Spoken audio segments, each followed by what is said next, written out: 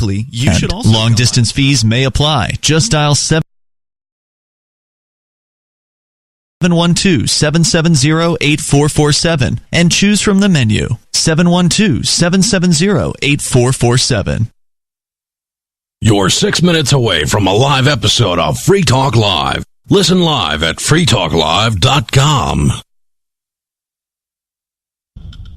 From Keene in the Shire, the Liberty Media capital of the world, this is Darrell W. Perry, host of FPP Radio News for Tuesday, December 18th, 2018. Silver is trading at $14.65 per ounce. Gold is valued at $1,249 per ounce. Zen is trading at $5, and the average price of Bitcoin is $3,539. Antiwar.com reports that speaking on Monday, U.S. Special Envoy James Jeffrey confirmed that the U.S. is no longer demanding regime change in Syria and is not actively trying to force Syrian President Bashar Assad from office. That said, the American goal is a regime that is fundamentally different, even if it includes Assad. Jeffrey said Assad must accept such a compromise because he has not yet won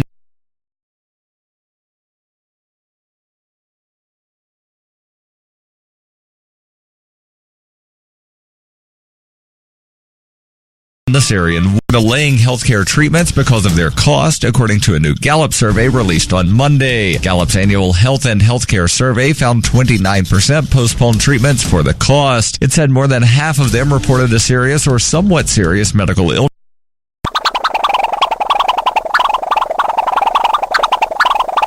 Adults. The share of Americans who delayed treatment is consistent with data in recent polls. In 1991, 22% of respondents put off medical treatment and an average of 24% delayed care between 2001 and 2004. The current rate of 29% has remained steady in years since. Delayed treatment depends on available health insurance, another consistent finding. Gallup found that those with no coverage are more likely to forego treatment, with over half of the respondents in that category reporting a delay. The report found those enrolled in Medicare or Medicaid are least likely to wait. The poll results said Americans with health insurance are still often responsible for deductibles, copayments, and other out-of-pocket costs. While it reduces demand for healthcare services, it can prevent many people from initiating treatment for medical conditions. In 2115 New England, there are no borders, no states, and no regulations, yet never has a more peaceful and prosperous place existed. Faced with the prospect of waning power, Mr. Drake intends to replace the anarchy of New England with a government. Anarchy in New England by Joe Jarvis is available from Amazon.com and all major bookstores.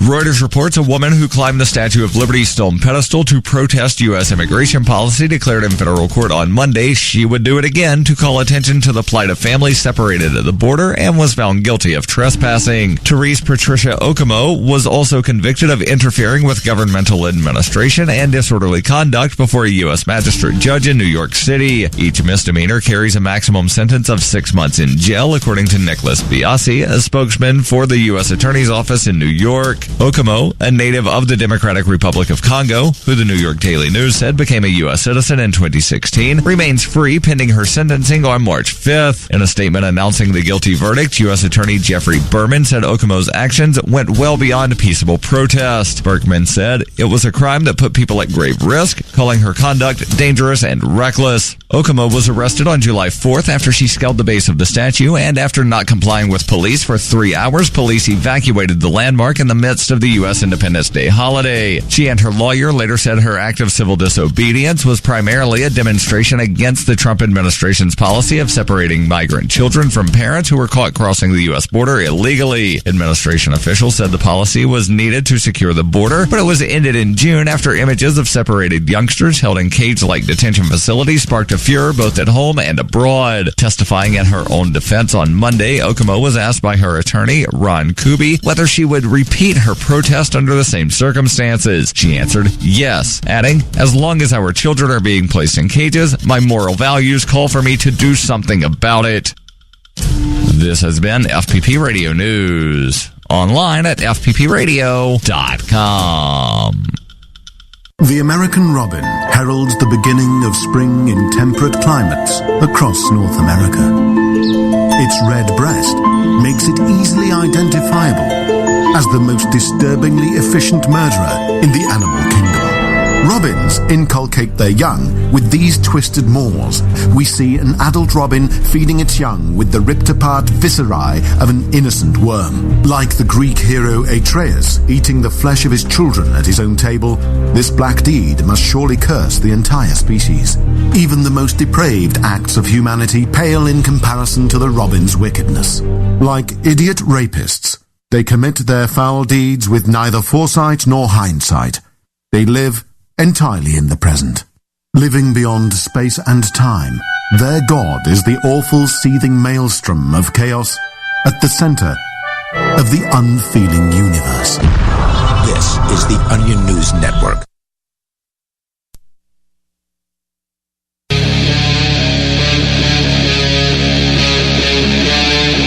Free Talk Live.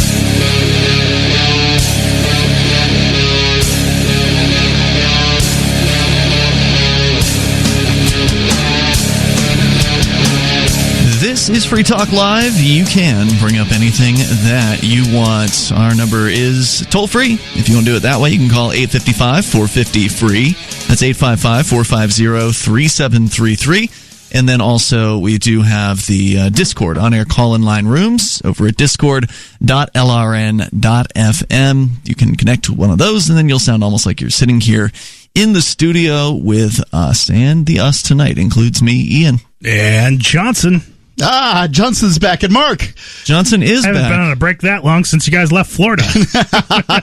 Yeah. Well, I didn't ask you off the air. Did you want to talk about why you took a slight vacation? Yeah, sure. So, a cause unknown, possibly a root canal. I contracted, I guess, developed Bell's palsy, which is a Wait a condition. minute. There is no documented link between root canals and Bell's palsy. Yeah. There's no documented link. Just Google that and ignore the thousands of results that all say there's no documented link. When people are asking, it's the dentists replying, of course there's no documented link. And yet you see... Even though it's happened to a lot of people. Thousands and thousands of people on various forums and just, question websites and stuff like that asking, hey, is there a link? And so you had a root canal. Yeah, so I had a root and canal how long after? A week later. And actually, if anybody feels like going back to the last show I was on, it started while I was on the air. So yeah, you told me this. I didn't notice it at all. I was definitely noticing that I'm speaking out of one side of my mouth. This is a very strange sensation. Because I feel like I'm like, hey, like talking out of one side of my mouth, and I'm like, what? This is very. So this freezes half the face. So essentially, I guess it's an inflammation that a virus, something like chicken pox or something that you've had in your system for a very long time. Lyme disease is a very common cause. Sits into your system, and your immune system, especially someone like me, I'm diabetic, has a weakened immune system, and something like a root canal can obviously further weaken that immune system, causes the facial nerve, which innervates the face from right around the temporomandibular joint. It's the joint that's right in front of your ear where your jaw connects. And that nerve becomes inflamed, and so then every nerve that goes to every muscle in that side of your face becomes basically no longer able to get signal, so it won't fire. Just nothing. Now, what's interesting in my case, you can have it two different ways. You can be completely numb, where you can't feel anything and can't move anything. Strangely, in mine, I could feel everything. My face felt completely normal. I just couldn't move it. The other thing that's interesting is it's a very weird quirk of human physiology, is that Bell's palsy is the only condition where it numbs the entire half of the face. There's another condition that numbs half the face, and this is one that the hospital freaked out, rushed me to the emergency room thinking I was having a stroke. Yeah. Oh, God. So that was not fun.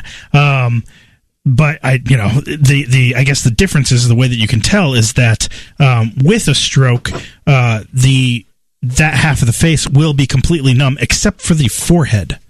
So the eyebrow on the forehead will be spared, and it's called, forehead sparing, like I guess hemispherical palsy or whatever. And, that's how they determined. They're like, oh, and as soon as they figured out that, like, oh, your forehead isn't spared, because when I went in, meaning it's frozen. The forehead was also frozen. Yeah. So what happened is that I had gone. So first of all, again, it was starting to happen during that night on Free Talk Live, and then the next morning I went and I looked in the mirror and I'm like, I can't move this half of my face. So it came on fast. Yeah, it came on. It was overnight. It was done. It had completely frozen that side of my face. Hundreds of thousands of people across America right now are moving their eyebrows up and down. Just checking. So I woke up the next day. It was, I couldn't move half my face, and Jeez. I was aware of Bell's palsy because my mother has had Bell's palsy, actually, because of Lyme disease. She had very, very bad Lyme disease where she had to have an IV run and had experienced Bell's palsy. And so I had a little bit of experience with it. I'm like, I'm experiencing Bell's palsy. I didn't think it was a stroke. It felt normal. I felt like with a stroke, and the other test for doing a stroke is taking your hands and putting your hands out in front of you and seeing if they're level. It's kind of like almost like a what is that, sobriety test almost, as if you can control that half of your body normally, then it's probably not a stroke. I mean, I knew it was just my face. Something was going on in my face. So, but I went to the hospital. They were freaking out. They thought it might be a stroke. But it turned out it was, fine. And it's kind of their job to jump to the wrong conclusion. Now, is there a treatment for this, or is it just, hope for the best? And there's some, it's something that should generally 80% of people, 85% plus, something like that, will recover on their own and recover fully. Yeah. There are ways to speed up the recovery. So it can take up to 6 months to recover from Bell's palsy. Took you, what, month and a half, 2? I think so, something like that. Okay. Some people can recover in as little as 10 days. Yeah, I think it was early November when you... Yeah, so just over a month. Yeah. So one way of speeding up the recovery is using an electromuscular stimulator, which is something... A little zapper? It's a little... Yeah, there's like a little pad zapper, or in some cases it's like 2 pads or multiple pads. Physical therapists use them frequently to cause muscles to twitch. Spasm, yeah. Yeah, to spasm so that I've seen one of those somewhere. Like for physical therapy, rebuilding muscles. And that is obviously forcing the muscles to fire, which, helps prevent them from atrophying, and it also is sending signal through the nerves, which can trigger them to heal or become more active.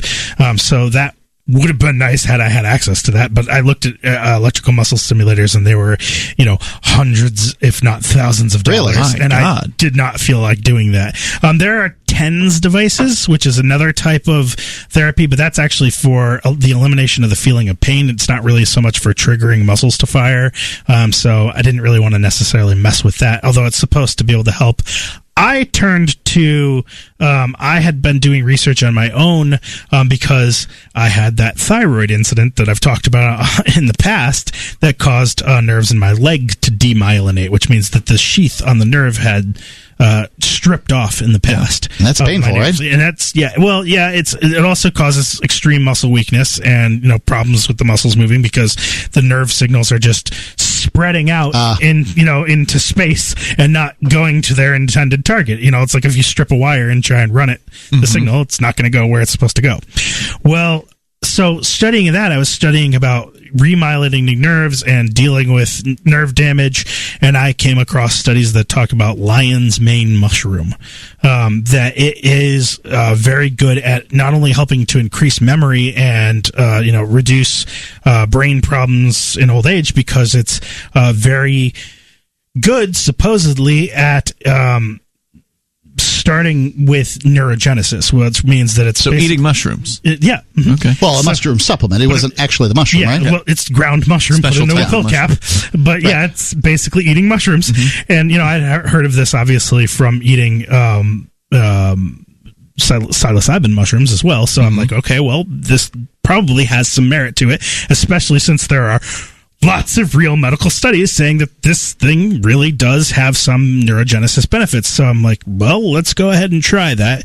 And the day I started taking the lion's mane mushroom, I started having recovery. Wow. Yeah, like the day after. Wow. Essentially, I started having, it was like I hadn't really started any recovery until that happened. And then once I started the Lion's Mane, it started right away. Now, I'm not saying, anything about, whether or not it was just coincidence. I have no idea, but it did start in earnest the day after I started the Lion's Mane.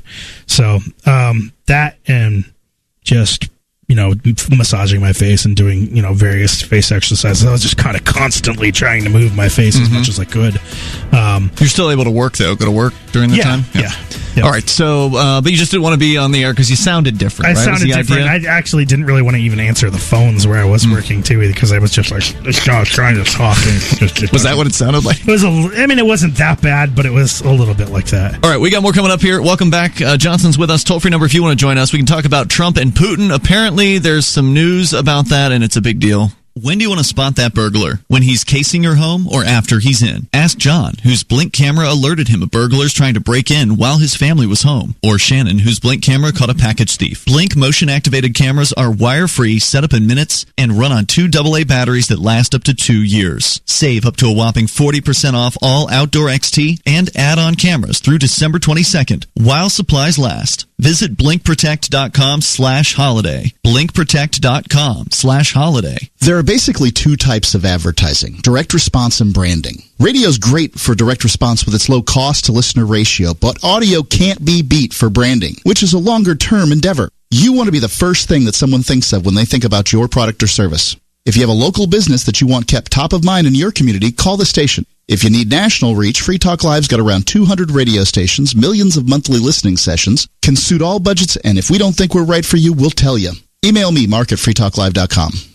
Hello, I'm Mike Lindell, the inventor of MyPillow, and like all of you out there, I had problems sleeping. Pillows would go flat, I would flip-flop all night long, I would wake up with a sore neck, maybe a headache, or feel like I needed a nap even though I slept 8 hours. When I invented MyPillow, I wanted it to where you can move the patented fill to give you the exact support you need as an individual, regardless of sleep position.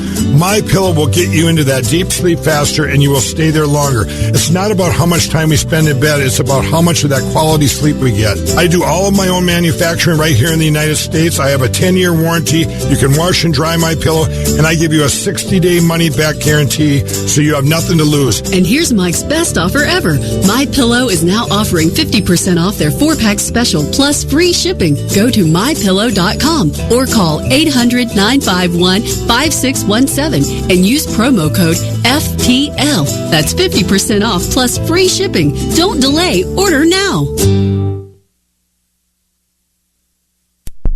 Free Talk Live. I wish you would have answered the question as to what's the age range. I mean, if 2 10-year-old boys are playing doctor with each other, and he was specific that he said it was okay for a boy and a girl to play doctor, which did happen to me when I was that age, but I was 2, maybe 2.5, 3 years older than that girl. Am I a molester? She was the one trying to take my pants off. Should she go to jail? People like Lou, they get all upset over things like this when they're not even apprised of the facts. And you try to tell them the facts, and since it doesn't fit with their worldview, right. It doesn't fit with their core belief system, it can't be possibly true that I could have possibly have known what I was doing at that Children age. Who are engaged in sex with somebody who's older are being manipulated. That's one of them. And sometimes sometimes that's true. Absolutely. There's and no doubt. And sometimes it's not. Free Talk Live, 7 nights a week from 7 to 10 Eastern, live on the Liberty Radio Network at LRN.FM. If you want to know the latest about Free Talk Live before we go on the air, all you need to decide is how you want it delivered. It's your choice. Visit news.freetalklive.com. You can get emailed announcements and participate in contests via our email updates list. Plus, we have a Twitter account that you can follow and a Facebook page where you can become a fan. So visit news.freetalklive.com to get news about Free Talk Live as soon as it's announced and the way you want it delivered at news.freetalklive.com. That's news.freetalklive.com. So you've signed the Shire Society Declaration and are planning your move to New Hampshire to be around more liberty-oriented people. Next, sign up for the Shire Society Forum at forum.shiresociety.com. There are a bunch of people there who are already in the Shire, and they want to meet you. If you're already in the Shire physically, you should also come by the forums. Remember, not everyone uses Facebook. New people are signing up for the Shire Society Forum every month, so drop in and say hello at forum.shiresociety.com. You're listening to the best liberty-oriented audio streamed around the clock, on the air, and online. This is the Liberty Radio Network at LRN.FM.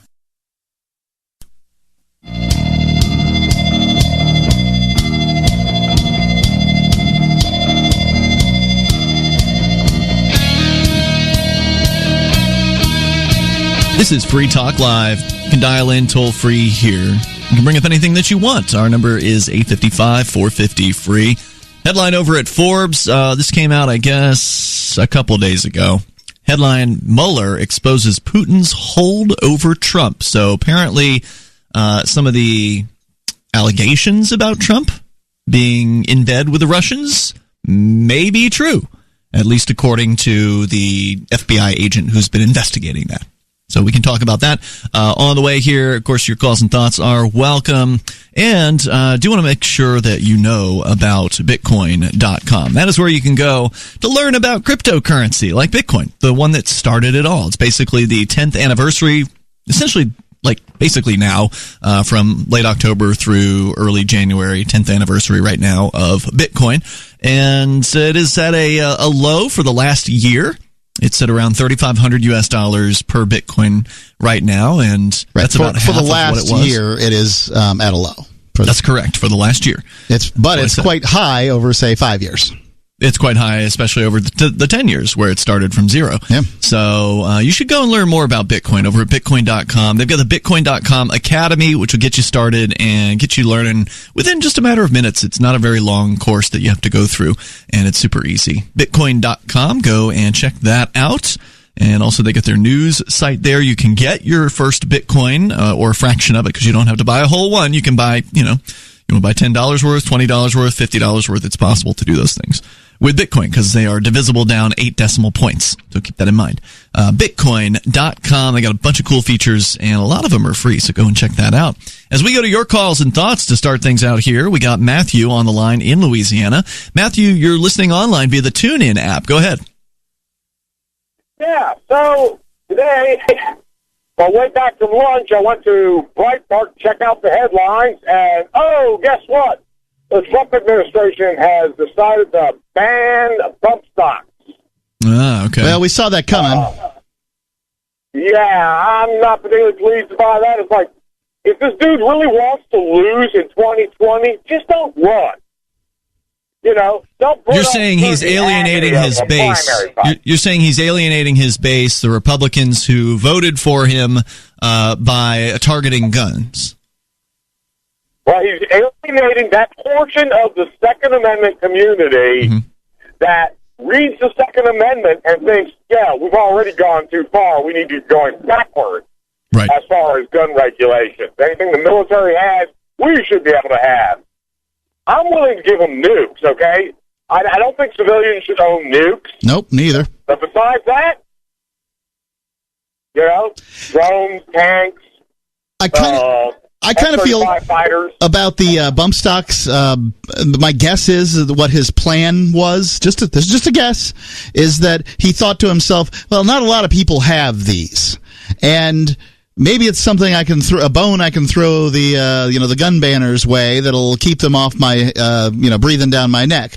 Now that will never stop them, and there's no point in being unprincipled for an item, whether a bunch of people have it or not, because although I don't have a bump stock and never going to have a bump stock, I see, I realize that all somebody has to do is hold a gun loosely in their hand and then ease the, they can do a bump stock without a bump stock. You do it with rubber bands. They can do it with a rubber band. Right.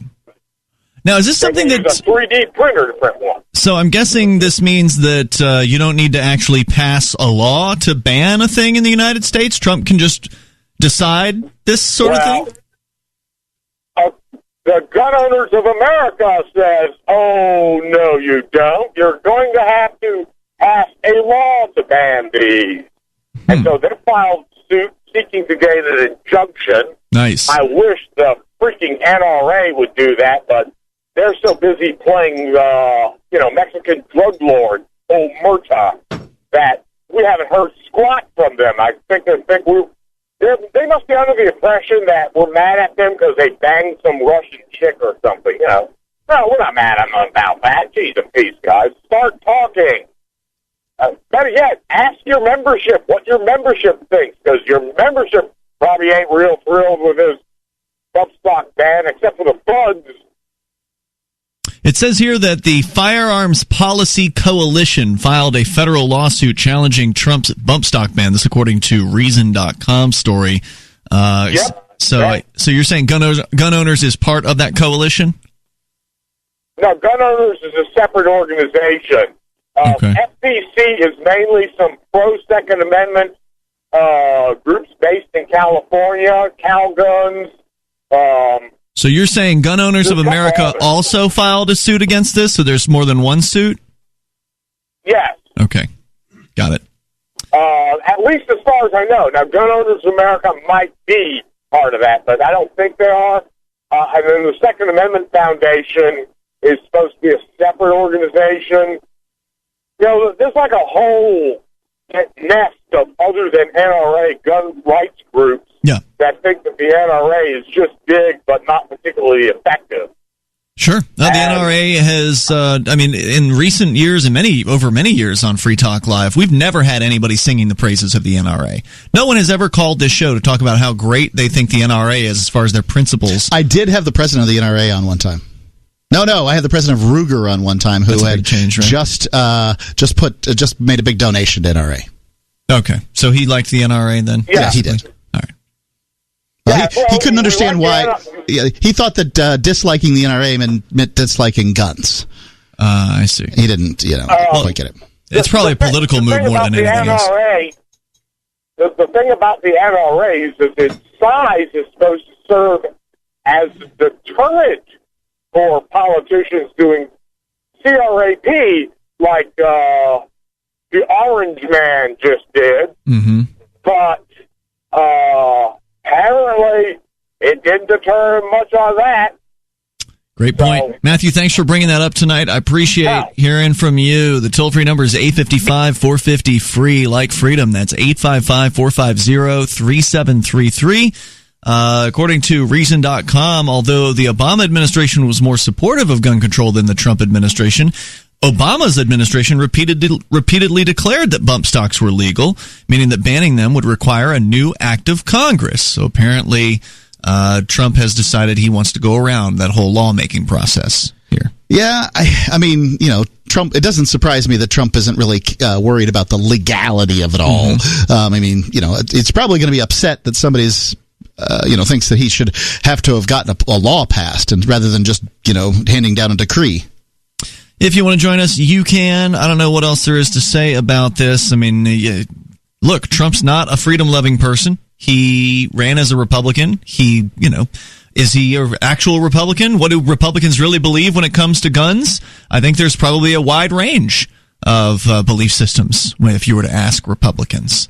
Some of them are probably just fine with things like gun licensing or keeping guns out of the hands of felons or whatever. And I think that we don't need any of that stuff. We should just have freedom to defend yourself. Shouldn't have to ask anybody's permission to own a thing. Basically an inanimate object. The toll-free number here is 855-450-FREE. A tool. It can be used for good and it can be used for bad things too.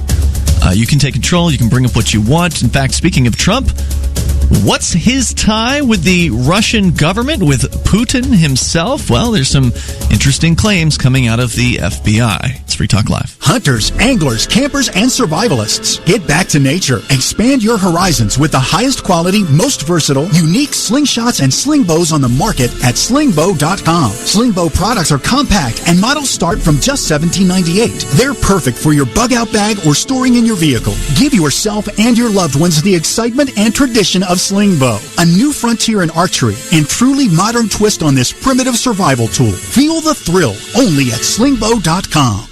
The United States of Empire is a book that claims the United States is the empire of the world. George Washington had warned us against foreign wars. The United States of Empire shows that World Wars I and II left England broken. Its former colony, the U.S., had to save the empire. Was there ever a vote? Who do we fight for? The deep state began with World War I. The United States of Empire by James Dunn. Available at Amazon Books. Is spreading the message of liberty, cryptocurrency, and peace around the globe worth $2 per month to you?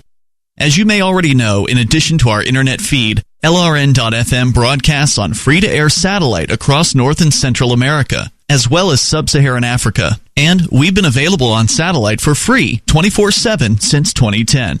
The LRN.FM free-to-air satellite signal is reaching some of the most oppressive regimes in the world, and there's no doubt our ideas are making an impact. You can learn more about the channel's impact by watching the 3-minute video at fund.lrn.fm. If you'd like to help free minds globally with our ideas of liberty, cryptocurrency, and peace, you can donate as little as $2 per month via fund.lrn.fm. You can help us continue and expand our satellite broadcast to multiple continents. Visit fund.lrn.fm today, and thank you for your help. Don't forget to share the link on social media. That's fund.lrn.fm. The new 4th edition of Healing Our World, The Compassion of Libertarianism, will take your understanding of liberty to a deeper level and has over 1,300 updated references, new cartoons, and a foreword by Dr. Ron Paul. With discounts for multiple book purchases, the 4th edition of Healing Our World is a great gift for the liberals, pragmatists, environmentalists, and Christians in your life who think libertarianism is cold-hearted. Get yours today at healing.freetalklive.com and use promo code FTL for a $5 discount. Some of you asked, and now we've delivered. LRN.FM's live Keene, New Hampshire studio shows are now streamed in HD on Twitch. Visit our channel at twitch.lrn.fm and give it a follow. If you have Amazon Prime, you get 1 free subscription on Twitch. If you use it on our channel, Twitch will give LRN.FM a monthly piece of your Prime subscription cost. So please watch, follow, share, and subscribe to twitch.lrn.fm. That's twitch.lrn.fm. Hi, I'm Derek J. I don't want a politician to represent me. To me, government is the idea that one group of people can coerce everyone to comply with an edict or face increasing punishments up to and including death. Despite perhaps the most noble of intentions, the best government services are a far cry from what could be provided for by voluntary interactions. Besides, the people who call themselves the government wage wars and put peaceful people in jail for crimes involving no victims. If Starbucks used some of its money to drop bombs, I wouldn't shop there. So why would I support the American empire? The empire does not require my consent. Derek J's Victimless Crime Spree. Watch it for free and order the Director's Cut DVD at victimlesscrimespree.com. That's victimlesscrimespree.com. Do you love Twitter? Make sure you favorite the LRN.FM Twitter account so you can receive our tweets at twitter.lrn.fm. That's twitter.lrn.fm.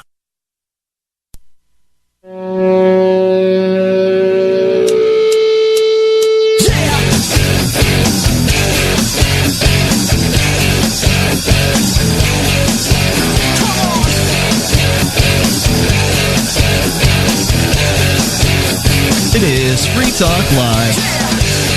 You may dial toll-free and join us here. Our number is 855-450-FREE, like freedom.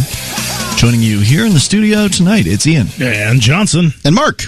So, I got to admit, I have not been following this whole Trump-Russia situation, allegations very closely at all. But then... Fake news. Well, I don't know about that at this point. Yeah, exactly. Wrong. Yeah. I mean, Trump may want you to believe that it's fake news, but at this point, you now have an agent in the FBI who is coming out, apparently, with some very interesting allegations. What he might claim are facts about Trump. And one of the best things about the Trump administration so far is people are doubting the things that FBI agents say now. That's pretty valuable. And I think that's generally something that you should do. You shouldn't necessarily believe anybody, from the government when they tell you things. whether it's Trump himself or the FBI agent, which is why I'm sort of saying allegations about this. That said, they're interesting, and some would say damning to Donald Trump. We can get into that coming up here. Of course, your calls and thoughts are also welcome.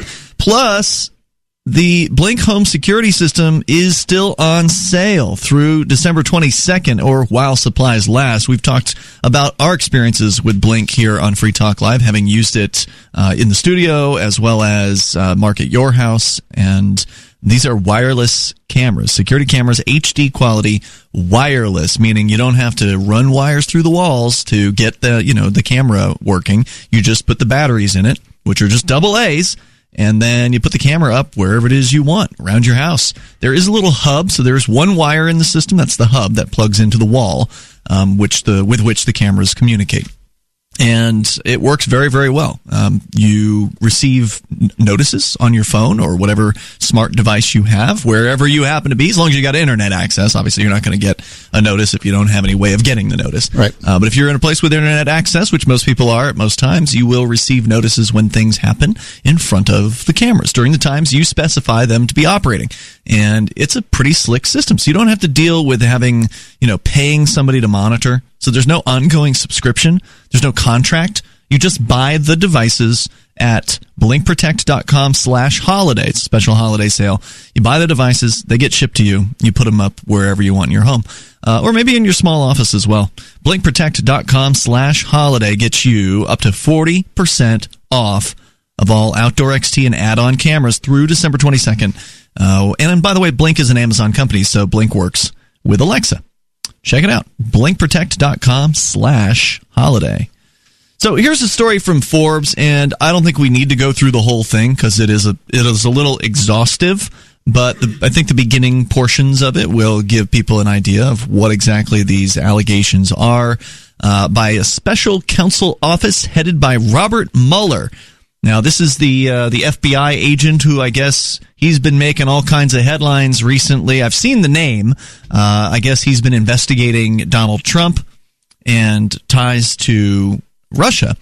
So there's been a court document filed now for the first time highlighting or explaining this narrative of this probe, this Russian probe.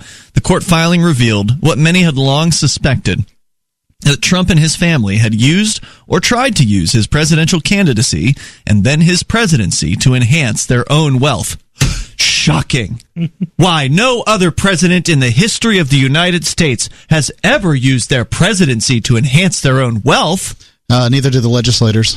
How much was Obama worth before and after the presidency? I don't know, but I bet he was worth more afterwards. A lot more. Yeah.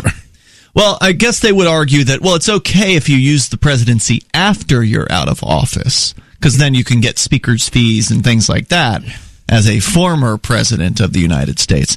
But is the claim here that it's illegal to use the presidency for your own pecuniary benefit? I suspect that's what they're saying.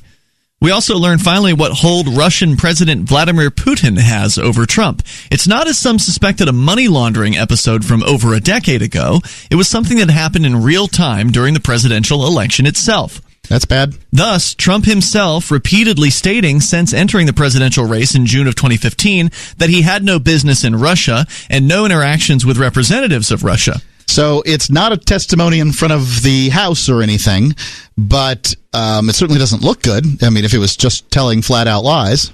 Right, to the media, for instance.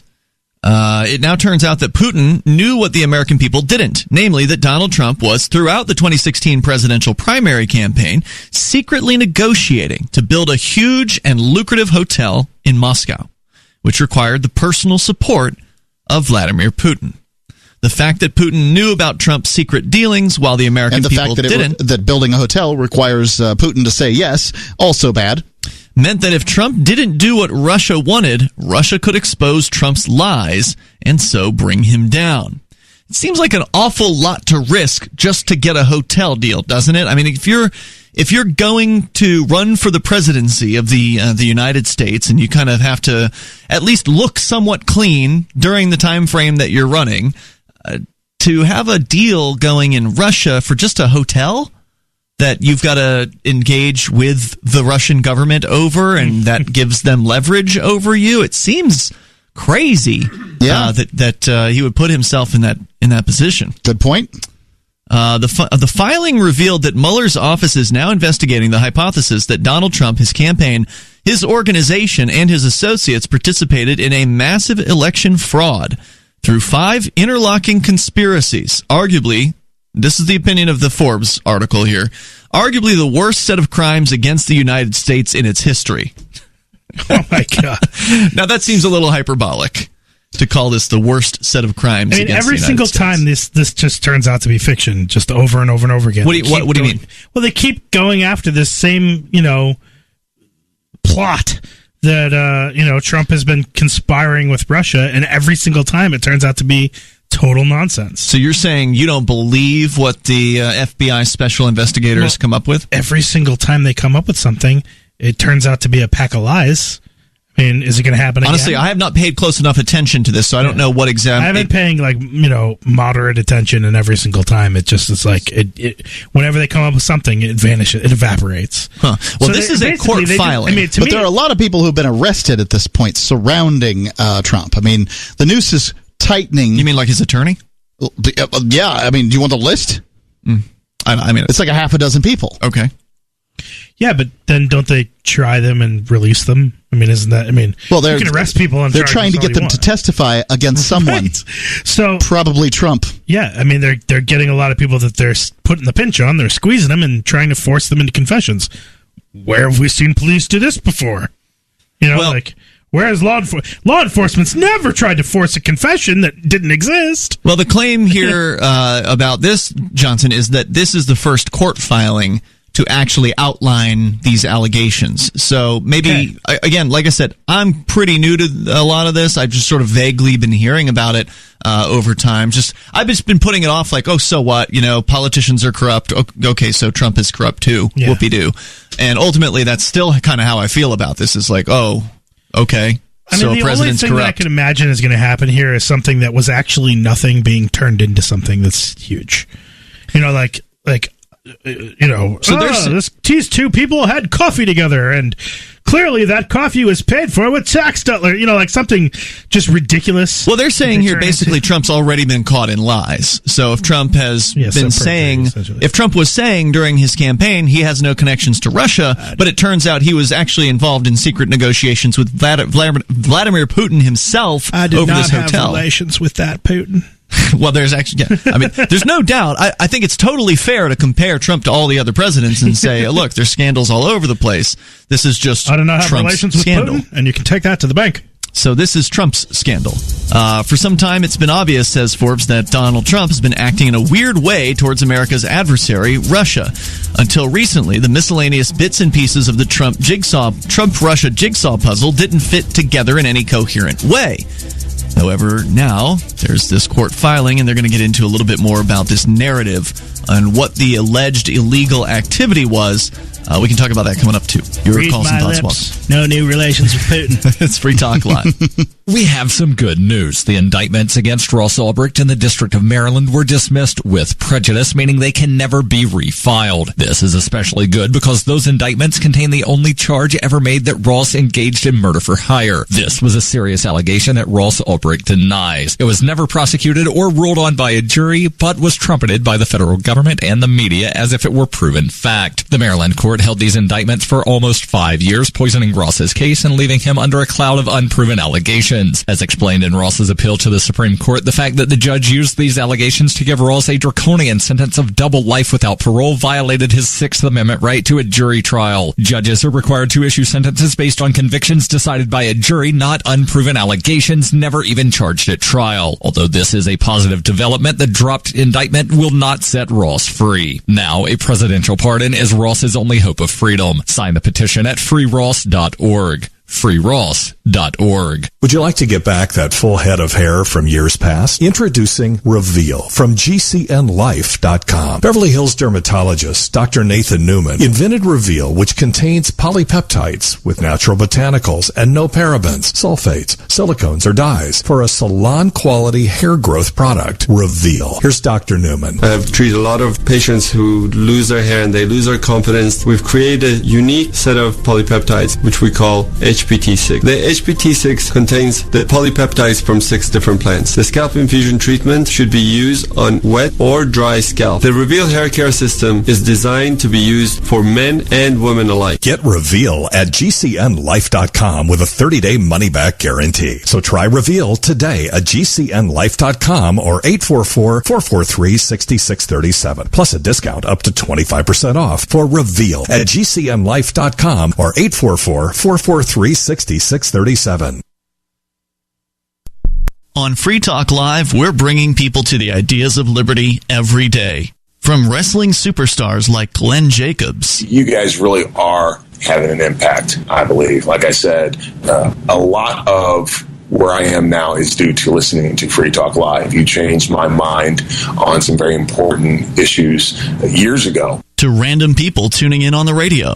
I was kind of stuck in the left-right paradigm. I heard your show by chance on a Saturday night. From there, I went on, joined the Free State Project, and become an amplifier. So, I mean, that's really the reason why I amp is because I know that if it wasn't for you guys being on as many stations as you are, I never would have found the ideas of liberty. Your amp will directly change more lives by getting Free Talk Live in front of people looking for talk radio online and on the air.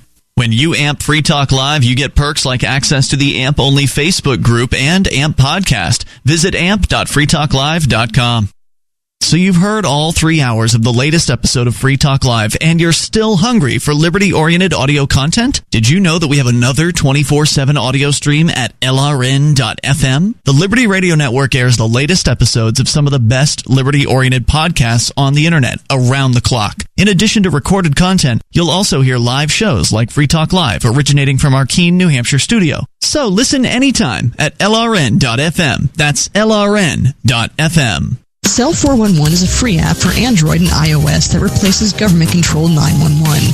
Cell 411 allows you to preset a group of friends or private organizations to show up at any emergency. Cell 411 is a nightmare for the state because it proves their so-called services aren't needed. Cell 411 has had thousands of installs, and of course it's covered by the BIPCOT no government license. Cell 411 because your friends won't shoot you when you're in trouble. Without the government, who would build the emergency services? You and Cell 411. Get it today at getcell411.com.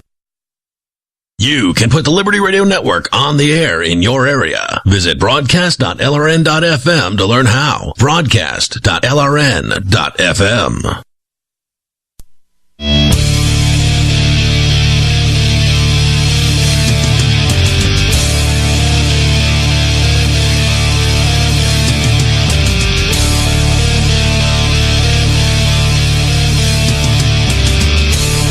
It is Free Talk Live.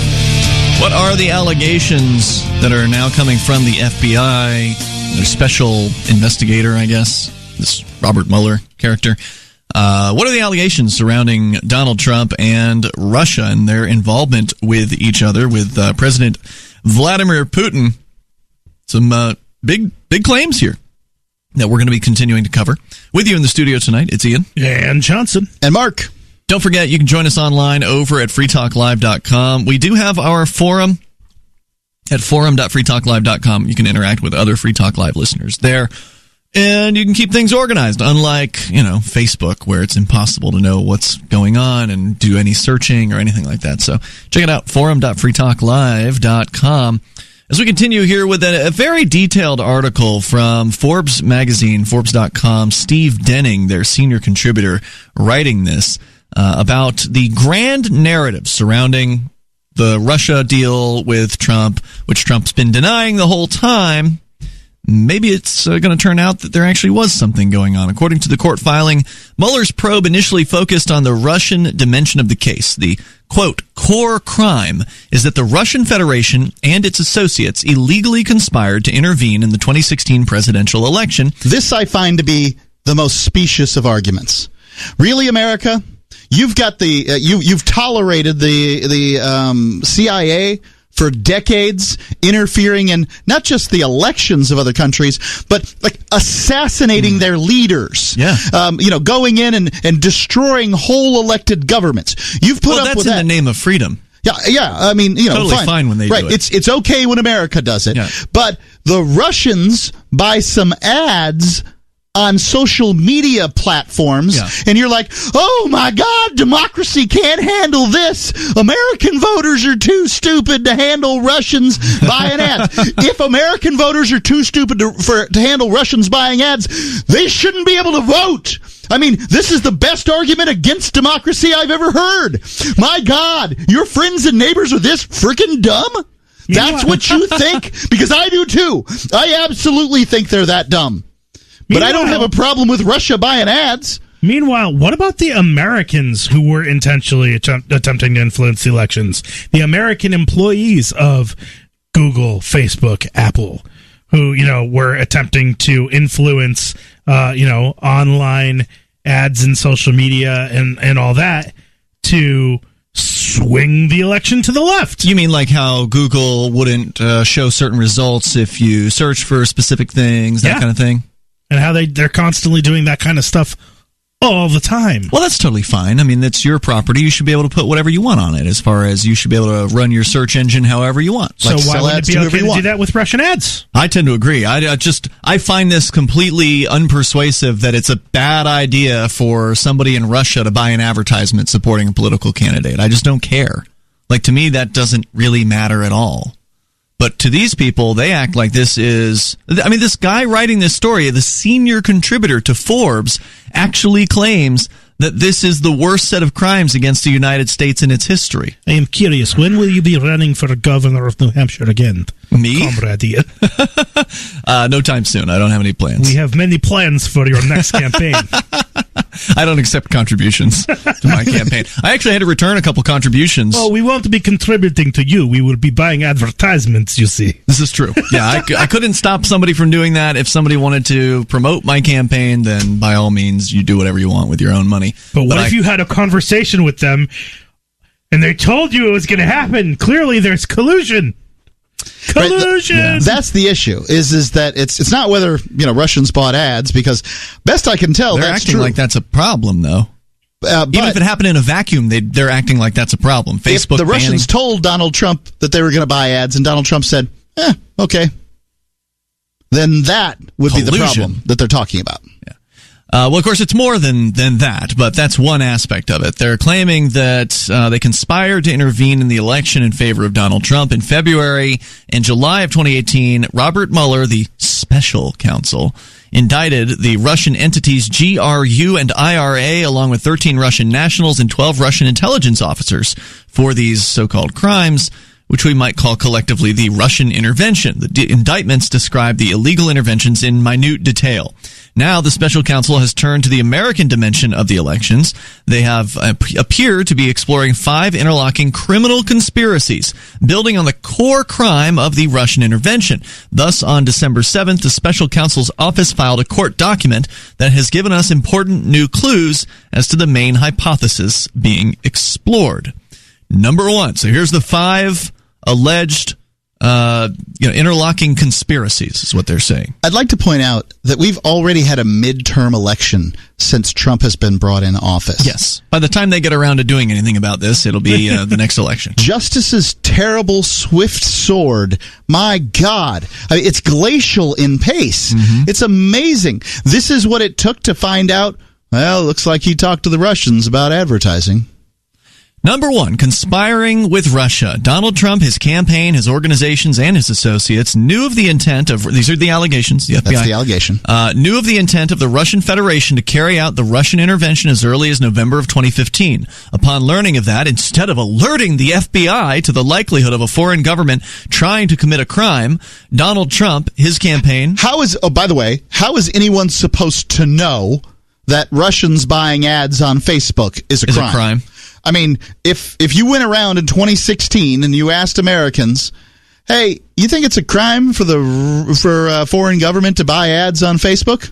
What's the crime exactly? What if that foreign government's ads have to do with the election, supporting a particular candidate? I still am not clear as to exactly what the crime is there. Is Facebook committing the crime in that case? Because Russia's not committing a crime. They're not in the United States. A crime in this case. They've indicted Russian actors and actually got an arrest, I believe. Wow. It does say they indicted some people here, but if the person's not within the jurisdiction of the United States, how is it a crime? Who cares about the indictment? How is it a crime? Anyway, going on here, learning of that intent. So they're saying instead of alerting the FBI, they conspired illegally throughout the 2016 presidential campaign to encourage and enable the Russian intervention. The result was to defraud the American people of a free and fair election. Free and fair. Free and fair. Well, yeah, elections have never been free. If it was fair, you'd have some choice between that wasn't Donald Trump and Hillary Clinton. If it was free, and you haven't had free and fair elections in your lifetime. Yeah. Joke, that is. Yeah, I find that to be pretty laughable as well. And I'm not really sure exactly how it is that an advertisement coming from an external source on the internet somehow corrupts if the elections were free and fair. I'm not sure how that is a corrupting influence on anything. It's just a claim on an advertisement. Well, made by somebody who doesn't live here. Advertising works, but it's not magic. So, sure. You need to appeal to, they need to set a whole basis of sort of a foundation of lies in order to make lies work or whatever. But I mean, how much of this stuff was even untrue? I don't know that allegation's been made, that the Russian advertisements were false. Yeah, they're not saying that, are they? I mean, the Russians bought advertisements that were allegedly true, maybe, talking about Hillary or whatever it was that they were saying. I mean, can we get an example of what these ads looked like? Yeah, it's my understanding, by the way, that Hillary had an ex-MI6 agent and somehow working with her campaign, not on, That's British intelligence, right? Right, so there you have a foreign actor involved in the campaign. So that was the first alleged. This all they claim are interlocking conspiracies. Here's number 2 out of 5. The Moscow Trump Tower project. Donald Trump, his campaign, organization, and associates illegally conspired to expand its involvement with Russia beyond the Russian intervention itself through efforts from November 2015, at least until June of 2016, to negotiate and build the Moscow Trump Tower project. The project, if realized, would bring, quote, hundreds of millions of dollars from Russian sources in licensing fees and other revenues, unquote, to Donald Trump, his organization, and some of his associates.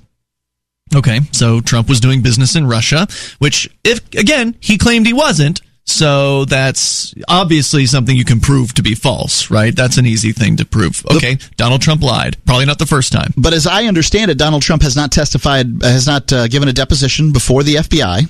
Smart move. And he has not testified before a court regarding this. Right. So it's not perjury. It's just at that point sort of proprietary information that he withheld. I'm not saying that it's right. I'm just saying that it's not illegal. It's wrong to lie while you're running for president. Number 3, currying favor with Russia. The Moscow project, they say, was a lucrative business opportunity, according to the special counsel's filing, that sought and likely required the assistance of the Russian government. Accordingly, Donald Trump, his campaign, organization, associates illegally conspired to curry favor with the Russian Federation in order to facilitate said Trump Tower and to promote their own financial interests, thus depriving the American people of both a free and fair election. We'll continue here in moments. This is Free Talk Live. Hour 2 is next. Trading involves financial risk. It is not suitable for all investors. Marijuana has unleashed a green gold rush across our nation. It's creating $10.8 billion in new wealth a year. And every day, it's transforming more and more Americans into millionaires. Former Speaker of the House John Boehner reveals how you could become one of them. Join him online for the American Cannabis Summit. Attendance is 100% free, but space is limited. Join online at www.acs2018.com. John Boehner and an esteemed panel will reveal which cannabis stocks are primed to deliver life-changing windfalls. Plus, they will show you how to become a cannabis angel investor, backing the hottest startups before they potentially become worth billions of dollars. To join the American Cannabis Summit, visit acs2018.com or text JOIN to 76280. Don't miss this once-in-a-lifetime opportunity. Text JOIN to 76280. Text JOIN to 76280 now. We've all heard about blockchain assets like Dogecoin, Ether, and Ripple. Bitcoin isn't the only player in the blockchain game any longer. And for those of us wondering how to get our hands on these digital assets, finally, there's a solution. Shapeshift.io allows you to buy and sell between your digital assets and Bitcoin instantly between your own digital wallets. I've used it with ease. Shapeshift.io. There's no account or email address needed. You send them the crypto you want to sell. They send back the crypto you want to buy. It's that easy. Shapeshift.io. LRN.FM is proud to announce our official listening apps for Android and iOS devices. Now you can easily tune into our streams anywhere, anytime on your smartphone or tablet. Just visit apps.lrn.fm or search for LRN.FM in the Android or Apple app stores. Please download, rate us 5 stars, then share the link on your social media and let your friends and family know how you're listening to LRN.FM. Download it now, free at apps.lrn.fm. You're listening to the live edition of Free Talk Live. Hour number 2 is next after the news here on the Liberty Radio Network at LRN.FM. From Keene in the Shire, the Liberty Media capital of the world, this is Daryl W. Perry, host of FPP Radio News for Tuesday, December 18th, 2018. Silver is trading at $14.65 per ounce. Gold is valued at $1,249 per ounce. Zen is trading at $5, and the average price of Bitcoin is $3,539. Antiwar.com reports that speaking on Monday, U.S. Special Envoy James Jeffrey confirmed that the U.S. is no longer demanding regime change in Syria and is not actively trying to force Syrian President Bashar Assad from office. That said, the American goal is a regime that is fundamentally different, even if it includes Assad. Jeffrey said Assad must accept such a compromise because he has not yet won the Syrian war. The U.S. has long demanded regime change as part of the end to the Syrian war, and even in staying in Syria militarily, officials have conditioned leaving on a successful transition and insisted that Assad could not be involved. Now there's resignation that Assad will stay, but Jeffrey says the U.S. and its allies are prepared to withhold any aid to reconstruct Syria unless there is some assurance that the changes they are demanding are implemented. Zencash has changed their name to Horizon to better represent their transition from a cryptocurrency to a pioneering platform that protects consumer data. They're working towards the day when anyone will be able to build privacy-based applications on the Horizon platform and generate income from them. This will allow Horizon to bring thousands of real-life services to the community. Services that provide freedom, utility, and privacy. HORIZEN.global. UPI reports nearly 3 in 10 Americans are delaying healthcare treatments because of their cost, according to a new Gallup survey released on Monday. Gallup's annual health and healthcare survey found 29% postponed treatments for the cost. It said more than half of them reported a serious or somewhat serious medical illness or condition, a figure equivalent to 19% of all U.S. adults. The share of Americans who delayed treatment is consistent with data in recent polls. In 1991, 22% of respondents put off medical treatment, and an average of 24% delayed care between 2001 and 2004. The current rate of 29% has remained steady in years since. Delayed treatment depends on available health insurance, another consistent finding. Gallup found that those with no coverage are more likely to forego treatment, with over half of the respondents in that category reporting a delay. The report found those enrolled in Medicare or Medicaid are least likely to wait. The poll results said Americans with health insurance are still often responsible for deductibles, co-payments, and other out-of-pocket costs. While it reduces demand for healthcare services, it can prevent many people from initiating treatment for medical conditions. In 2115 New England, there are no borders, no states, and no regulations, yet never has a more peaceful and prosperous place existed. Faced with the prospect of waning power, Mr. Drake intends to replace the anarchy of New England with a government. Anarchy in New England by Joe Jarvis is available from Amazon.com and all major bookstores.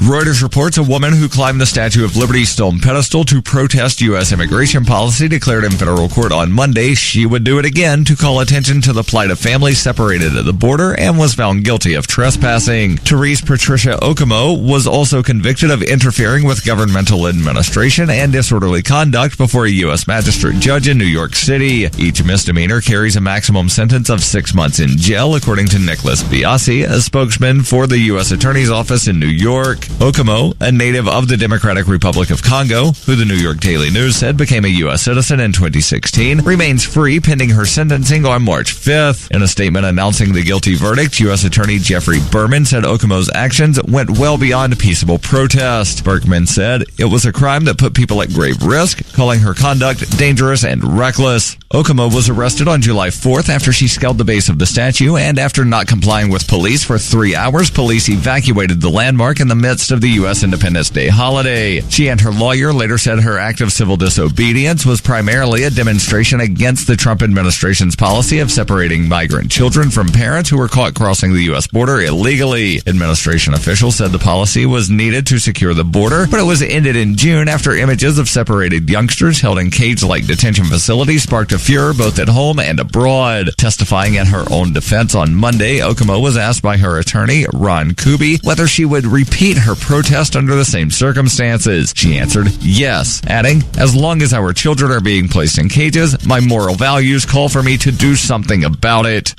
This has been FPP Radio News. Online at fppradio.com. Tomorrow's my big day. I'm going to go in for surgery, and hopefully you'll come along. Now, I do have to admit that I am in a bit of pain, so I'm really looking forward to this procedure. I think we're both going to find out that having surgery just isn't as scary as it sounds. We're covering our own Jim Haggerty's kidney stone removal surgery, and his surgery is now just minutes away. So, Dr. Atka, tell us what precautions we would take to prevent us from getting kidney stones. Always stay hydrated. Water helps the kidneys break the stuff down. Hear that, Jim? More water. What? More water. Maybe we should replace your coffee. Please go away. Please. Ow, no. That's a camera they're going to use to film the whole surgery from inside Jim's Yes, body, that's going to be pushed into Jim's urethra as well. Now, normally they wouldn't do this. This is purely for the benefit of us watching it on TV. All right, stick with us because first he's going to pop into the children's ward to cheer up some youngsters suffering from terminal illnesses. This is the Onion News Network.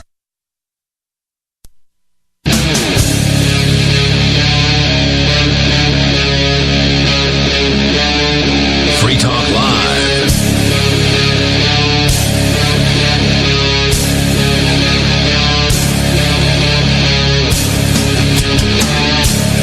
It is Free Talk Live, and we're kicking off another hour here of fun, and you can call in and join us, talk about whatever you want. We are discussing right now the Donald Trump allegations coming out of a court filing by the FBI's special prosecutor or special investigator, I guess, special counsel. Anyway, this Robert Mueller guy alleging 5 what they call interlocking Trump-Russia conspiracies. And they say that Trump and his campaign and people connected with him were conspiring with the Russian Federation and Vladimir Putin himself to somehow intervene in the election. And all they've really come up with that I've seen is that the Russians bought advertising, which I just don't consider that to be a big deal at all. I don't like Trump. Okay, I just want to make it clear, I'm not a Trump fan or anything like that. I find him amusing, but, you know, in the same way that I found it amusing when George Bush tried to, like, push the door that you had to pull, you know, those sorts of things. I find those things amusing. You should put food on your family. Yeah. Or when Trump tried to walk into Air Force One with an open umbrella and he couldn't fit it through the door, so he just drops it and then rather than closing the umbrella. And well, did somebody come take care of it? I don't know. You didn't see the video that far. But anyway, going on here with more of these allegations, of course, you can bring up anything you want, and the toll-free number is 855-450-FREE. That's 855-450-3733. They also apparently claim that Trump was involved in building a Trump Tower in Moscow, which requires, allegedly, the approval of Vladimir Putin himself. So that's allegation number 2 is that there was a Trump Tower project, which is apparently contra to what Trump was actually claiming during his campaign, where he was claiming that he didn't have any business in Russia. Number 3 here was that they were currying favor with Russia, which they had to do in order to get their Trump Tower. Number 4 is hiding the conspiracies. Donald Trump, his campaign, this is, by the way, from Forbes.com. They read the court filing by the FBI, and that's where they're getting these from. Donald Trump, his campaign, his organization, and his associates illegally, they keep saying that over and over again, by the way, the same sort of phrase of Donald Trump, his campaign, his organization, and his associates illegally conspired to hide 1, 2, and 3 from the American people and to lie about them to Congress. According to the court filing, this was done, quote, in order to, 1, minimize links between the Moscow Project and Donald Trump, and 2, give the false impression that the Moscow Project had ended before the Iowa caucus and the first presidential primaries in hopes of limiting the ongoing Russia investigations being conducted by Congress and the special counsel's office. So they're saying they hid that they were doing all these things. And then there's number 5. I know that Trump turned over running of his hotel empire or something to his kids. I don't know when that was done, but because he was going to be president is the idea. Yeah, I mean, would it be a problem if he had talked to Russia, days before the Iowa caucus and then turned it all over and maybe advised his son-in-law or daughter or whatever? I don't know. Yeah, I mean, is Trump not allowed to build a hotel in Moscow? Is Trump, would it have been okay if Trump was building a hotel in India?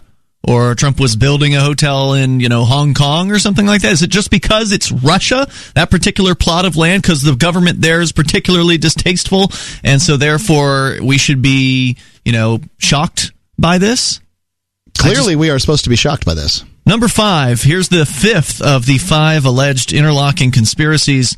Enabling hard compromat, Kompromat, which I suspect is a Russian word here, through Donald Trump's lies to the American people, of which the Russian Federation was aware. Donald Trump made the U.S. presidency a potential victim of blackmail, aka compromat, at the hands of the Russian Federation, and in doing so, illegally compromised the legitimate interests of the American people. All right. So that's the claim here, is that Trump was building a hotel or dealing with the Russian government to try to build a hotel in Moscow, that he hid that ostensibly from the American people during his presidential campaign. I think they've clearly shown that he definitely said that he was not dealing with Russians and that he was not building a hotel and all that stuff. It seems like had Trump actually been honest about that, then there wouldn't have been any blackmail potential, right? So that's what they're saying here. Because Trump lied, that gives the Russian government the ability to blackmail him and reveal his lies if necessary, or prove that he was lying. Well, now it's been allegedly proven that he was lying anyway. And had he just simply said, yeah, we're building a hotel in Russia, so Obama, that would have solved the problem, right? Obama said that he was going to get those guys out of Guantanamo and shut it down. He never did. That didn't happen. Is that a lie? Well, it's a promise, right? Well, politicians make promises all the time. So promises you don't keep is acceptable as far as a politician goes.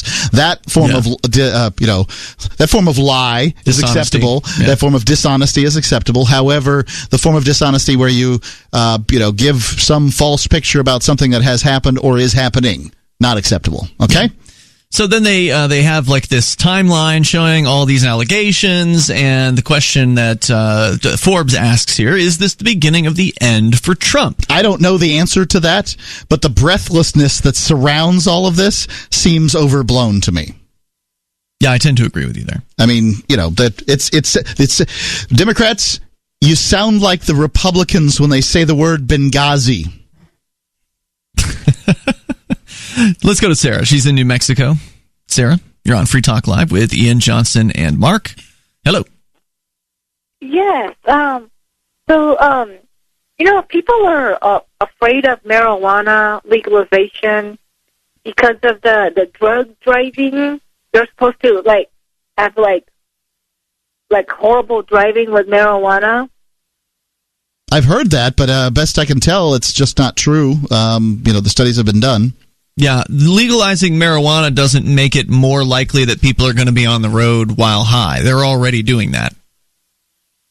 But I live here in New Mexico. We have one of the worst drivers and drunk drivers. So, I mean, what difference does it make? Because we're about to legalize marijuana here. Because really, we have the state senators. They're all going Democrat, so we're going to legalize marijuana. So what's the big hype about it?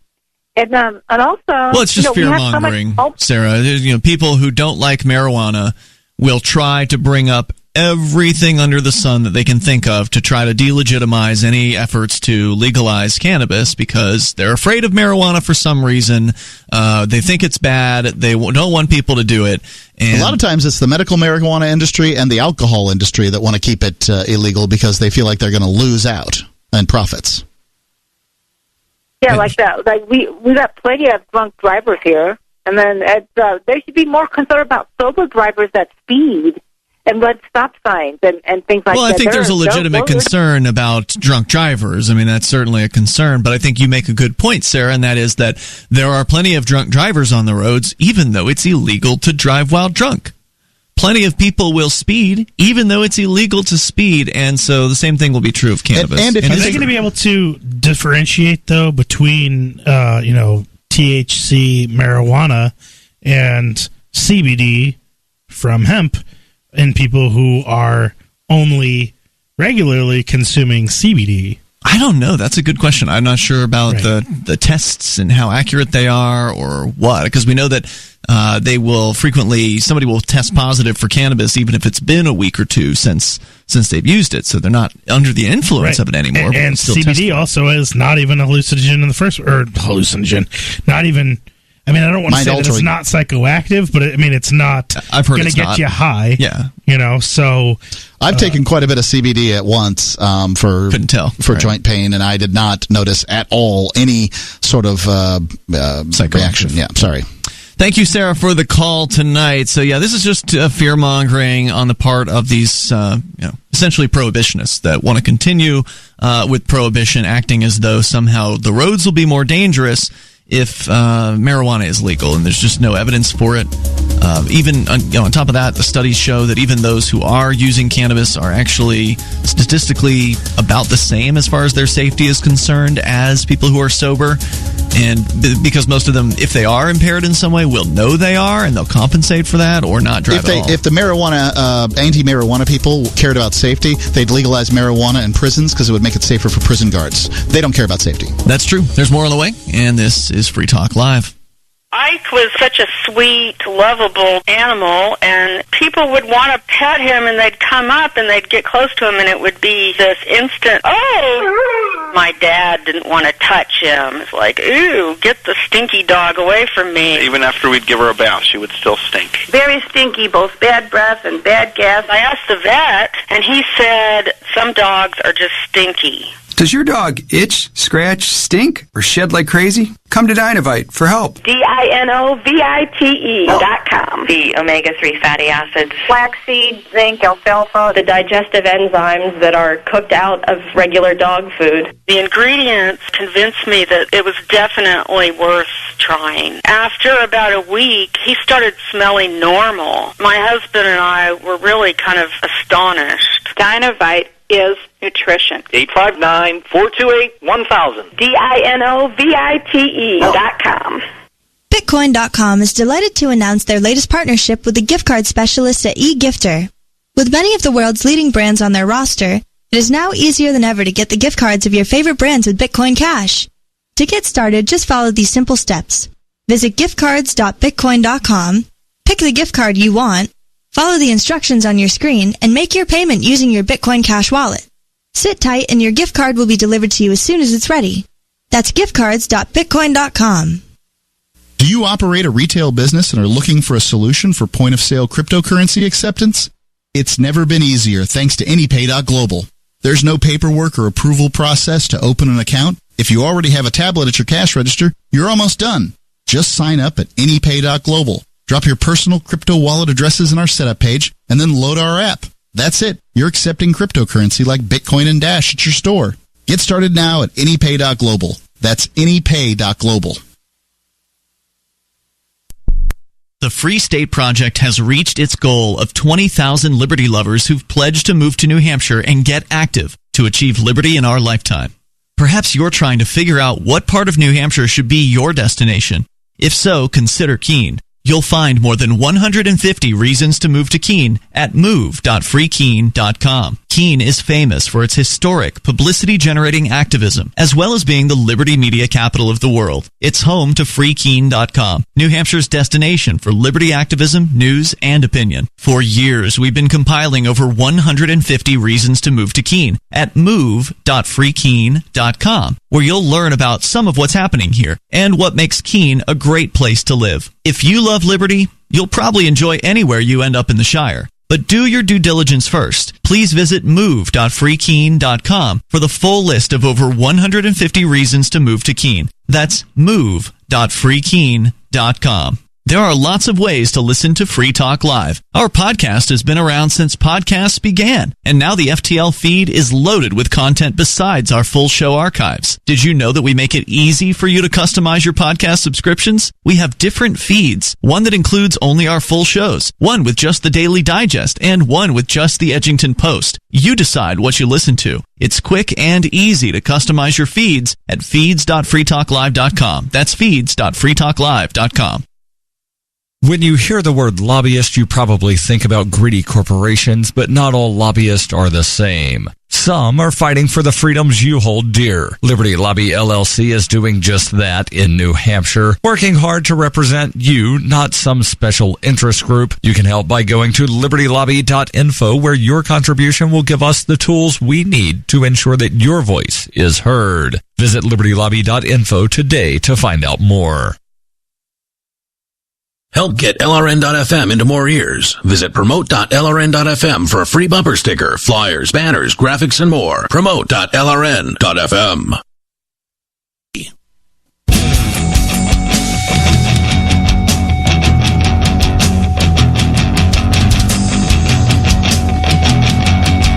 This is Free Talk Live. You dial toll-free to bring up what you want. Take control of the airwaves here at 855-450-FREE, like freedom. It's 855-450-3733. Coming up, Johnson, you've got a story about lab-grown meat and religious objections to eating certain types of meat. That's, I understand it. I have not read the piece, but it sounds very interesting. Causing a quandary, a bit of a difficult situation for some in certain religions. You'll tell us about that. Also, we'll take your calls and thoughts. If you want to share whatever's on your mind, you can do that. Take control of the airwaves here on Free Talk Live. Plus, Mark, you've got a story about a California politician who's been arrested for abusing their child. Correct. Spanking, was it? That's correct. I think. And so we can get into that, too. Or you can bring up anything at 855-450-FREE. Join us on our Discord server over at discord.lrn.fm, where you can hop into one of our Discord on-air call-in line rooms, and then you'll sound almost like you're sitting here in the studio. Now, if you got more to say on Trump, you're welcome to do that. That article, by the way, I didn't even go halfway through. It's a very exhaustive piece claiming that, you know, Donald Trump is the worst president ever and that this is such a big fraud. And, I mean, there's definitely fraud involved, but what's new? He's a presidential person. I mean, what president hasn't been a liar? Johnson, you were sort of suggesting that earlier by quoting George H.W. Bush, among other presidents. Obama, Clinton. I mean, you know, it's. I didn't have sex with that woman, right? Wasn't that one of the lines? Sexual relations. Sexual relations. There you go. Defined sexual is yeah. So yeah, these are slimy people, and Donald Trump is just as much of a liar as any of the rest of them. Does that mean he should be removed from office? And would it matter if he were? As you pointed out, Mark, we're already more than halfway through his 4 years at this point. They're going to begin the process of the 2020 elections, next year? I mean, you're going to start hearing all about the candidates. You're going to start hearing it now. Yeah. I mean, right after the holidays. Yeah, I suspect. Yeah, I think people are holding off for the holidays, and then the smart monies and the people who begin campaigning early. So now we should be again seeing trotted out the rogues gallery. Yep. I don't say that nicely, and I'm not using it as as just an offhand term. Seriously, rogues, the kind of people that will stab you in the back alley in order to get what they want. The rogues gallery of candidates will be trotted out before us, and we're to choose from among them. Now, I don't know whether Trump will make it, will run for another. I have no idea what's going to happen. Well, I mean, he already filed, right? Wasn't Trump the first candidate to Great, file so he with the wants FEC for 2020. So he's already shown his intention to run again. And now he's just going to have some splaining to do. He's going to have to somehow, likely he will have to address this as to why, he said one thing about the hotel in Moscow and then, or denied it, or denied any dealings in Russia. And then it turns out, well, actually he did have some dealings in Russia. Okay. And if he can get through that, if he can get through the Russian primary, the Republican primary, then maybe he can win election again. Because I think most people probably don't care that much. No, I don't think they do. I think that the FBI cares deeply, though. Mm-hmm. The FBI has been... Why doesn't he fire this guy? He can. Isn't he the top administrator? Isn't Trump in charge of the executive branch of government? I think he wanted one of his underlings to do it, and they wouldn't do it. And that's why he keeps firing them. Oh, I see. I wonder why they're so cowardly. I wonder why they won't just do his bidding. Why would they? They don't want to be the ones that look. They're next on the list of people who are going. I mean, it's a lot of people who've been arrested in this. The closer you get to Trump, the more likely you are to be arrested. To get arrested? Yeah. Well, yeah, I guess his longtime attorney got arrested and apparently turned against Trump. Sure. There was some news articles about that this week as well, claiming how sorry he is. He's going to jail. Yeah, prison, I think. Well, yes. By prison, by jail, I mean prison. Yeah. So there you go. The very best prison. It's probably not going to be a bad prison. It's huge. It's probably not going to be a bad prison, that's for sure.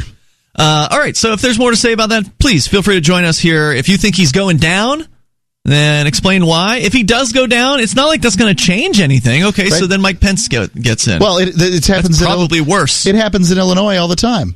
I mean, where the governors go to jail. Right. I think at one time they had 3 governors in prison. They have a special wing, a gubernatorial wing in the prison. And they all do crack together. What do I care? Right? I mean, isn't that what half of them gone down for? I don't know. In Illinois? Yeah.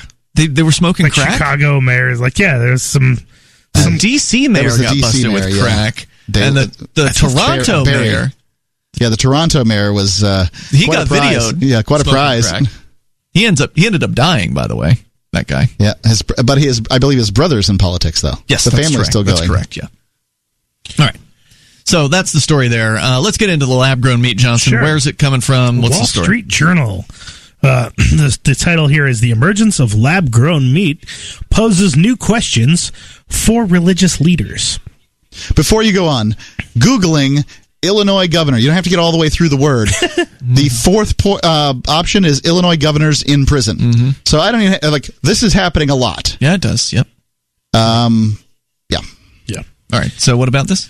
Lab-grown meat prompts rabbis to consider the impossible: kosher bacon. Yep. They have those kosher hot dogs now, right? I mean, so well, those are made with turkey or something, beef, right? Yeah. Yep. Or beef. Lab-grown meat is raising new questions for religious leaders, including Rabbi Yuval Cherlo,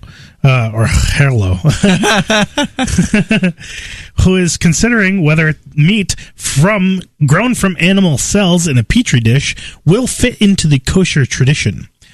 Lab-grown meat, I don't see how it couldn't. Just what I understand. It's still coming from a pig, right? I mean, even though if they're the cells, they're coming from pig cells. It's go on. Yeah.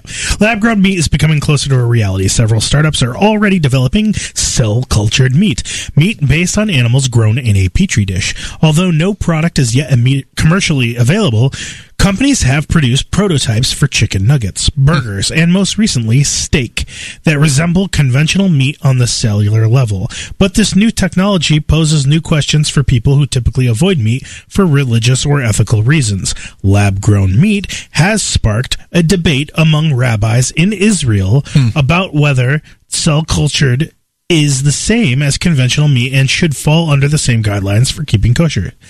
There's huge differences, obviously, right? Because you didn't have to slaughter anything. It didn't actually come from something with a cloven hoof, a living thing. So this is the prohibition, right? The Muslims, the Jews, and is it certain Christians who follow that? I can't speak to the Muslims. I think they're just prohibited from eating pig.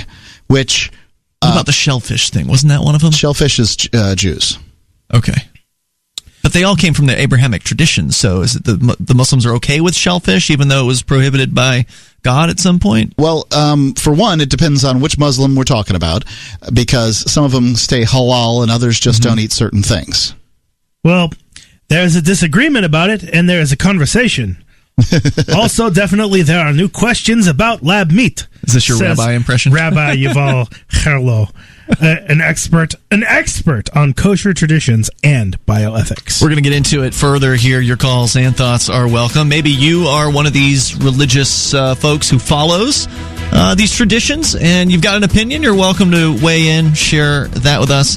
Our toll-free number is 855-450-FREE. That's 855-450-3733. And you can bring up whatever you want here on Free Talk Live.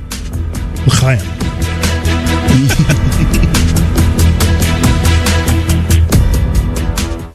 Looking for that edge during those intimate moments? We see many ads for enhancement, but the side effects include death. At GCN Team, we should change the Healthy Body, Brain, and Heart Pack to the Healthy Libido Pack. The brain and heart are not the only organs that require a healthy vascular system. For proper blood flow at the right moment, go to GCNteam.com or call 877-878-4203. That's 877-878-4203. That's 877-878-4203.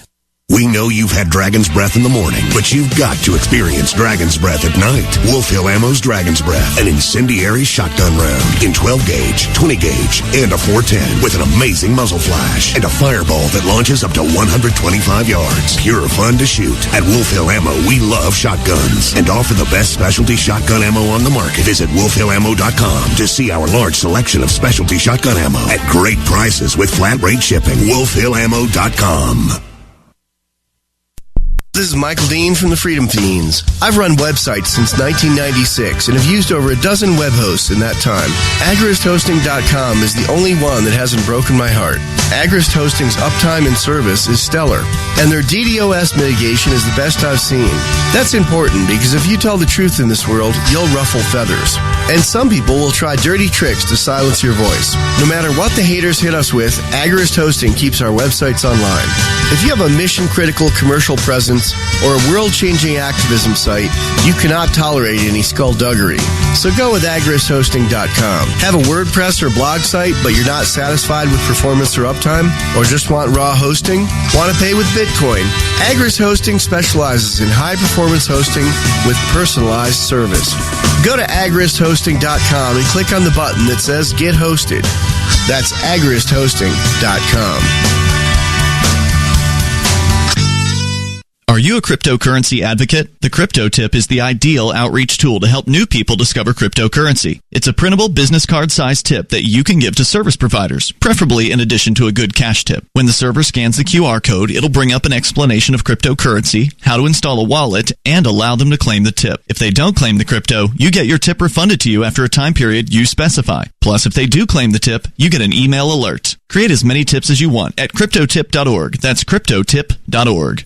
LRN.FM now has a Discord. Discord is a free text and voice chat platform, and we now have our own server with a bunch of channels at discord.lrn.fm. You can join other listeners as they chat about various things during our live shows, or anytime, day or night. Discord software is available cross-platform, so you can have it on whatever device you want and take your chats anywhere. Join our Discord at discord.lrn.fm. That's discord.lrn.fm. We have some good news. The indictments against Ross Ulbricht in the District of Maryland were dismissed with prejudice, meaning they can never be refiled. This is especially good because those indictments contain the only charge ever made that Ross engaged in murder for hire. This was a serious allegation that Ross Ulbricht denies. It was never prosecuted or ruled on by a jury, but was trumpeted by the federal government and the media as if it were proven fact. The Maryland court held these indictments for almost 5 years, poisoning Ross's case and leaving him under a cloud of unproven allegations. As explained in Ross's appeal to the Supreme Court, the fact that the judge used these allegations to give Ross a draconian sentence of double life without parole violated his Sixth Amendment right to a jury trial. Judges are required to issue sentences based on convictions decided by a jury, not unproven allegations never even charged at trial. Although this is a positive development, the dropped indictment will not set Ross free. Now, a presidential pardon is Ross's only hope of freedom. Sign the petition at freeross.org. freeross.org. Some of our live shows are streamed in HD on Twitch. Please follow and share at twitch.lrn.fm. That's twitch.lrn.fm.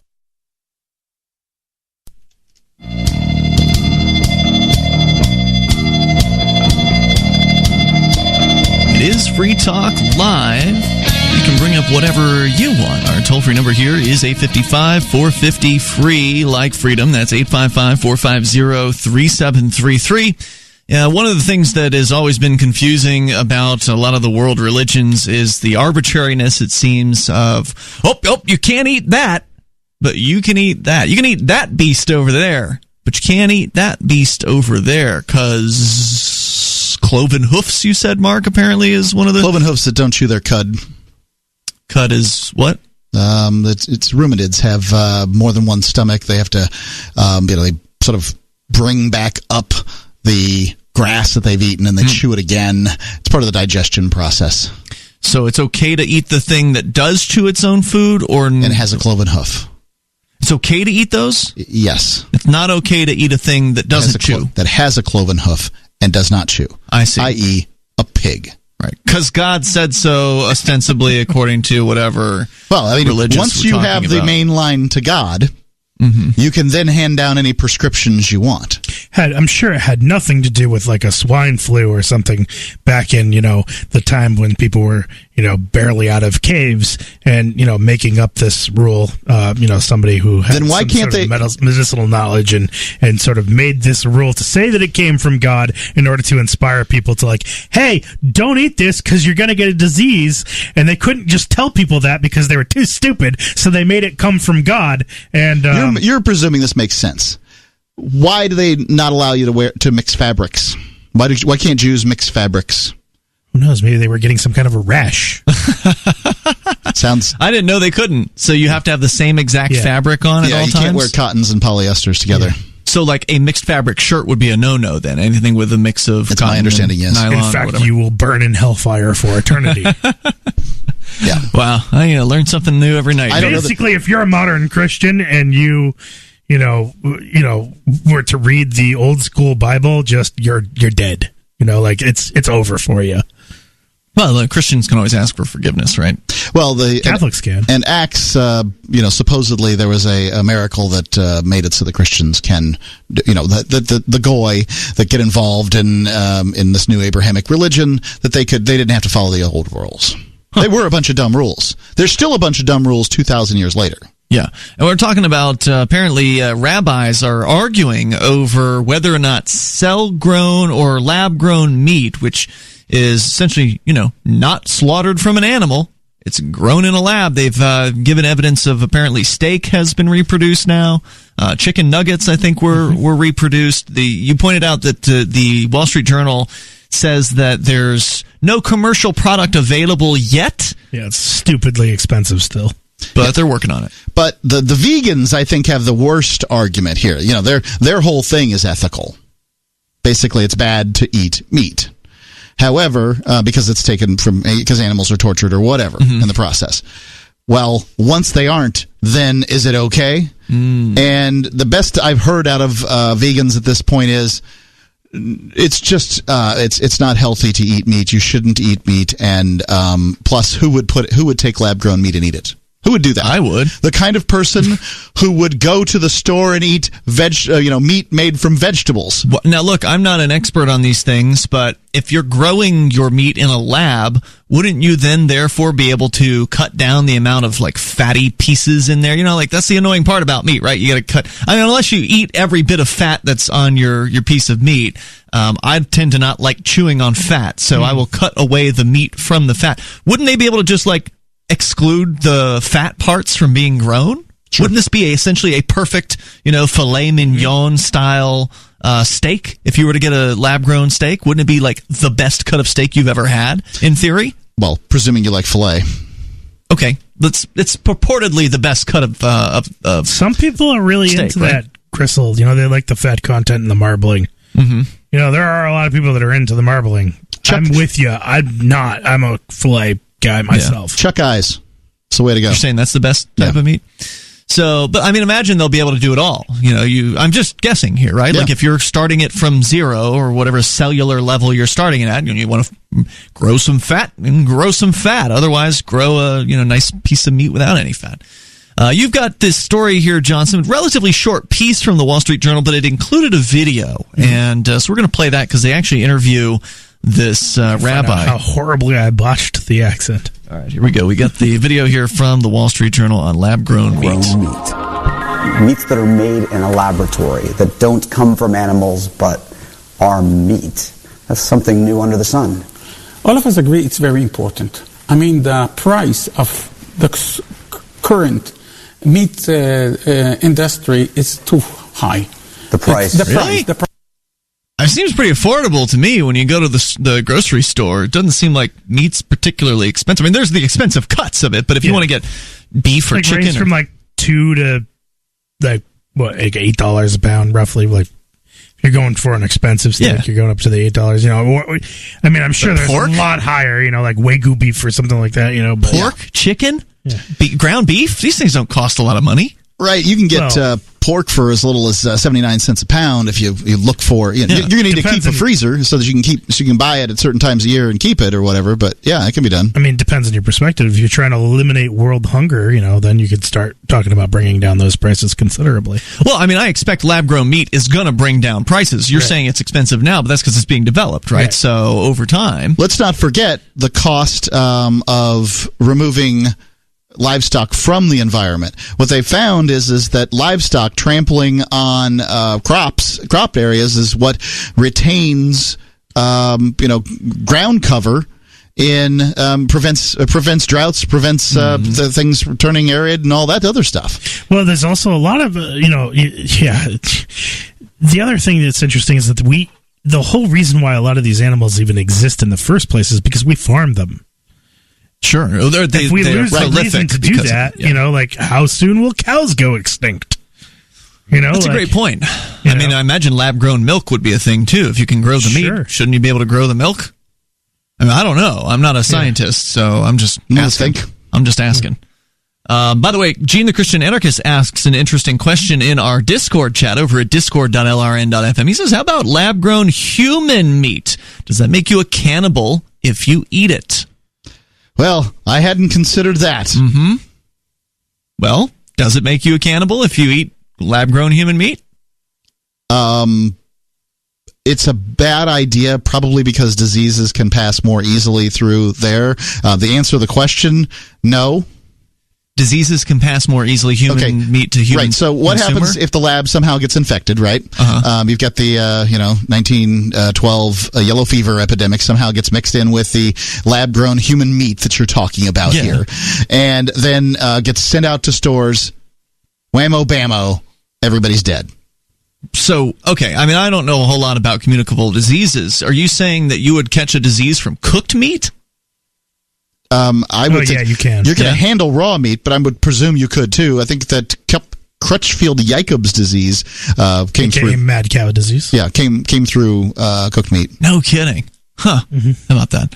All right, so I would say no, you would not be a cannibal in that particular case. But according to the dictionary definition, there are two definitions. Of cannibal? A person who eats the flesh of other human beings, in which case I think it would fail that definition because it would not be a human being. However, there is a second definition, an animal that feeds on flesh of its own species. And it fits that one, huh? It fits that one for sure, doesn't it? So let's continue here. This is with the rabbi.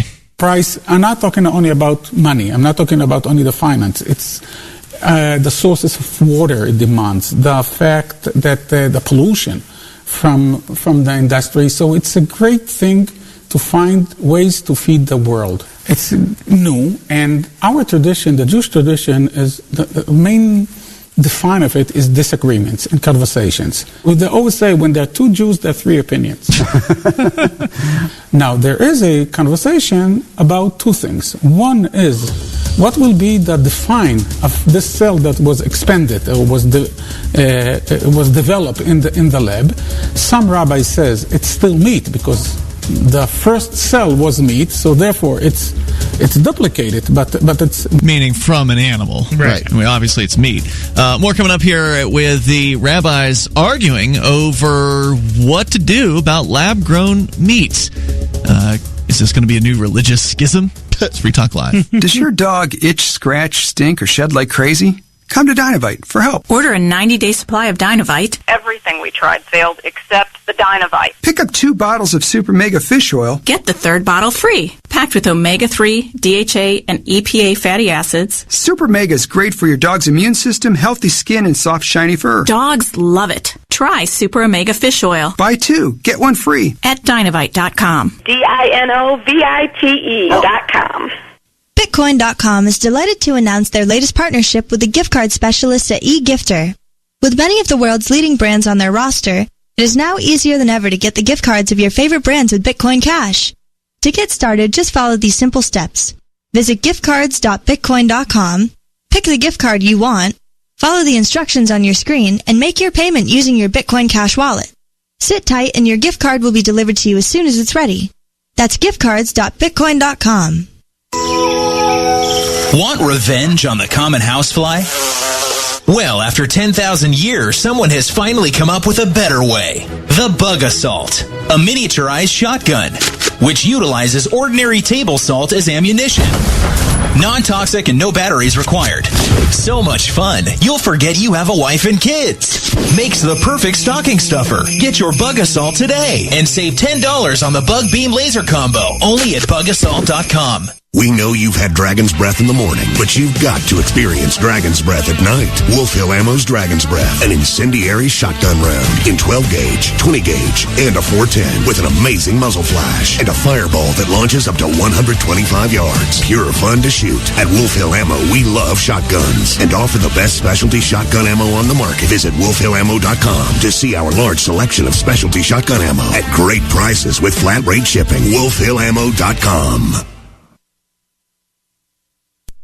Is spreading the message of liberty, cryptocurrency, and peace around the globe worth $2 per month to you? As you may already know, in addition to our internet feed, LRN.FM broadcasts on free-to-air satellite across North and Central America, as well as Sub-Saharan Africa. And we've been available on satellite for free 24/7 since 2010. The LRN.FM free-to-air satellite signal is reaching some of the most oppressive regimes in the world, and there's no doubt our ideas are making an impact. You can learn more about the channel's impact by watching the 3-minute video at fund.lrn.fm. If you'd like to help free minds globally with our ideas of liberty, cryptocurrency, and peace, you can donate as little as $2 per month via fund.lrn.fm. You can help us continue and expand our satellite broadcast to multiple continents. Visit fund.lrn.fm today, and thank you for your help. Don't forget to share the link on social media. That's fund.lrn.fm. The LRN.FM social media channels have been revamped. We've eliminated Facebook and focused on other platforms like Twitter and Mastodon, the decentralized alternative to Twitter. On our accounts, you'll find posts from multiple LRN.FM show hosts together in one place. Follow us on Twitter at twitter.lrn.fm, or better yet, move to the decentralized Mastodon social media platform at toot.lrn.fm, toot.lrn.fm. I think you'll like it. Are you tired of your taxes funding endless occupations around the world? Antiwar.com is run by people who understand that wars abroad become wars at home, wars on our freedoms. Antiwar.com is dedicated to bringing you the latest in news, views, interviews, and reviews from the top movers and shakers in the anti-occupation movement. Antiwar.com has it all, from thorough foreign policy analysis to interviews with whistleblowers who used to run the military-industrial complex. Anti-war, pro-free market. That's antiwar.com. Love what we do? Please help support our international satellite channels at patreon.lrn.fm. That's patreon.lrn.fm.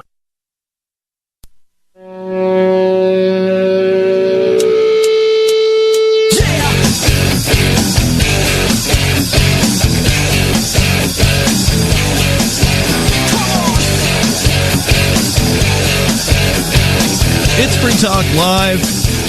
Toll-free number here. If you want to join us, 855-450-FREE. It's 855-450-3733. Former CIA officer and New York Times bestselling author Jason Hansen is giving away a book that covers the 37 items you must have to survive a crisis. Things that can save your life in an economic collapse or grid down event at freeescapebook.com. The Escape Bag Blueprint, 37 items you must have to survive a crisis, is free for a limited time at freeescapebook.com. These 37 items don't come from some internet list. Instead, these items come from Jason's experience as a CIA officer where he had escape bags. In his free escape book, he also gives advice on what are the best guns, knives, flashlights, and water filters to have in an economic collapse or grid down event. Get your copy at freeescapebook.com. freeescapebook.com. All right, so we're talking about different religions, specifically in this case the Jewish religion, but they're not the only ones that would be affected by this. It's just who they happen to go and interview at the Wall Street Journal, looking at the newfound concept of lab-grown meat. Yes, I believe that there are several foods that are not halal that are that's Muslim. Yep. Correct. And so this lab-grown meat is going to be challenging people in these religions to come up with an answer. And it sounds like, as is typical with religions, they don't agree. Within the religion, rabbis in the Jewish religion are arguing... it's fine. It's fine. ...about whether or not it's okay to consume lab-grown meat of... what are they not allowed to eat? Pork? Yeah. Is that a Jewish thing? Right. So both Jewish and Muslim people cannot eat pork. That's a similarity between the yes, two? But it's not for the same reasons. Really? Jewish people can't eat it because it has a cloven hoof and does not chew its cud. Muslims can't eat it because they can't eat the flesh of a pig. Because it's unclean. I'm not sure about unclean. I'm not sure they use that term. Jews definitely use that term. So we're going to continue here. This is the interview with Rabbi Yuval Cherlo over at the Wall Street Journal. We'll do that here in moments, but first we go to Brad. He's calling us from Florida, listening online via the TuneIn app. Go ahead. We have Brad in Florida? Oh, hi, yes, I'm not Brad, I'm Rev, but that's okay. Sorry, Rev. That's fine. Yeah, just the whole meat eating thing is what this kind of reminded me of, and just wanted to say, like, it's very subjective, all the moral arguments and the intricacies about eating meat versus not. But real quick, like, my stance on it is that I really don't care. Like, I don't feel any kind of moral, obligation to not eat animals. I think it's best to not torture them for fun or anything like that, but to eat them as far as like a practical application, because, and one thing is that just because we're more intelligent and we're higher level animals than them, that doesn't make the lower animals, even if they can feel empathy to some extent, it doesn't make them any less of a-holes like when they kill each other. Like cats even, will torture mice and birds for fun sometimes and kill them even when they're not hungry. So it's like, why should we feel morally obligated to that, Yeah, I see where you're coming from. I mean, I guess I agree with you that to torture a thing is pretty sick, right? That's pretty crazy. But I don't think there's anything inherently wrong with just as much of a humane killing as possible. Because didn't haven't some studies found that plants have some kind of feeling as well, like that? I would have to go back and look, but I know, and I found the YouTube video at one point. I know that I saw some kind of study back on PBS, many years ago, that basically they killed a fly in one room and saw the reaction of the plant in another room. So, there's some kind of thing surrounding that, but I don't know what it is. Yeah, there's some kind of response. I'd have to look it up, too. It's obviously not the same as pain or anything like that, but they have some kind of sensory response. But I just see that as another way to virtue signal. I mean, we're all guilty of virtue signaling a little bit since we all have some kind of values, I suppose. But I remember PETA and stuff like that when I was little in the 90s, and I know these groups are still around, but some of these a-holes, and again, without cursing, made it like, oh, your life is worth just as much as that rabbit's. And for anybody saying that, I'd like to, toss their kids into a meat grinder and be like, there you go, it's no different than a rabbit, Well, they wouldn't throw the rabbit in the meat grinder, so right. That's what they're... Well, yeah. No, I know, you know what I'm saying. It's just another punching left. Yeah, it's silly. But, Reb, Thank you, guys. Good call. Thanks for the call. Thanks for making it. Toll-free number here, 855-450-FREE. Could you have kosher pork if it were lab-grown? And the rabbi here is pointing out that he's kind of arguing from the other side. He's the only interviewee here, so he's kind of trying to make the points that the people who are on the other side are making, saying that, well, if you're starting from the cell of an animal, it's still part of an animal, and so therefore whatever you grow from that cell is still originated from that animal that they're not allowed to eat, so therefore it's not acceptable, would be what one side says. Right, he says some rabbis feel that way. Right, so let's continue with the interview here from the Wall Street Journal. Meat, and some rabbis will say, and I feel the same, I think the same, that once it's so far from the original cell, so therefore it's not meat anymore. It's a artificial something. Now, you can call it whatever you want, but it's not meat. Now, that has consequences on the question, first of all, can you eat it with milk? And this is the easy question. The more complicated question is, can you produce it from pork? So, lab-grown meat, could you have a cheesesteak? Depends who you ask. As I said, I'm asking you. My opinion hold on, before we go on.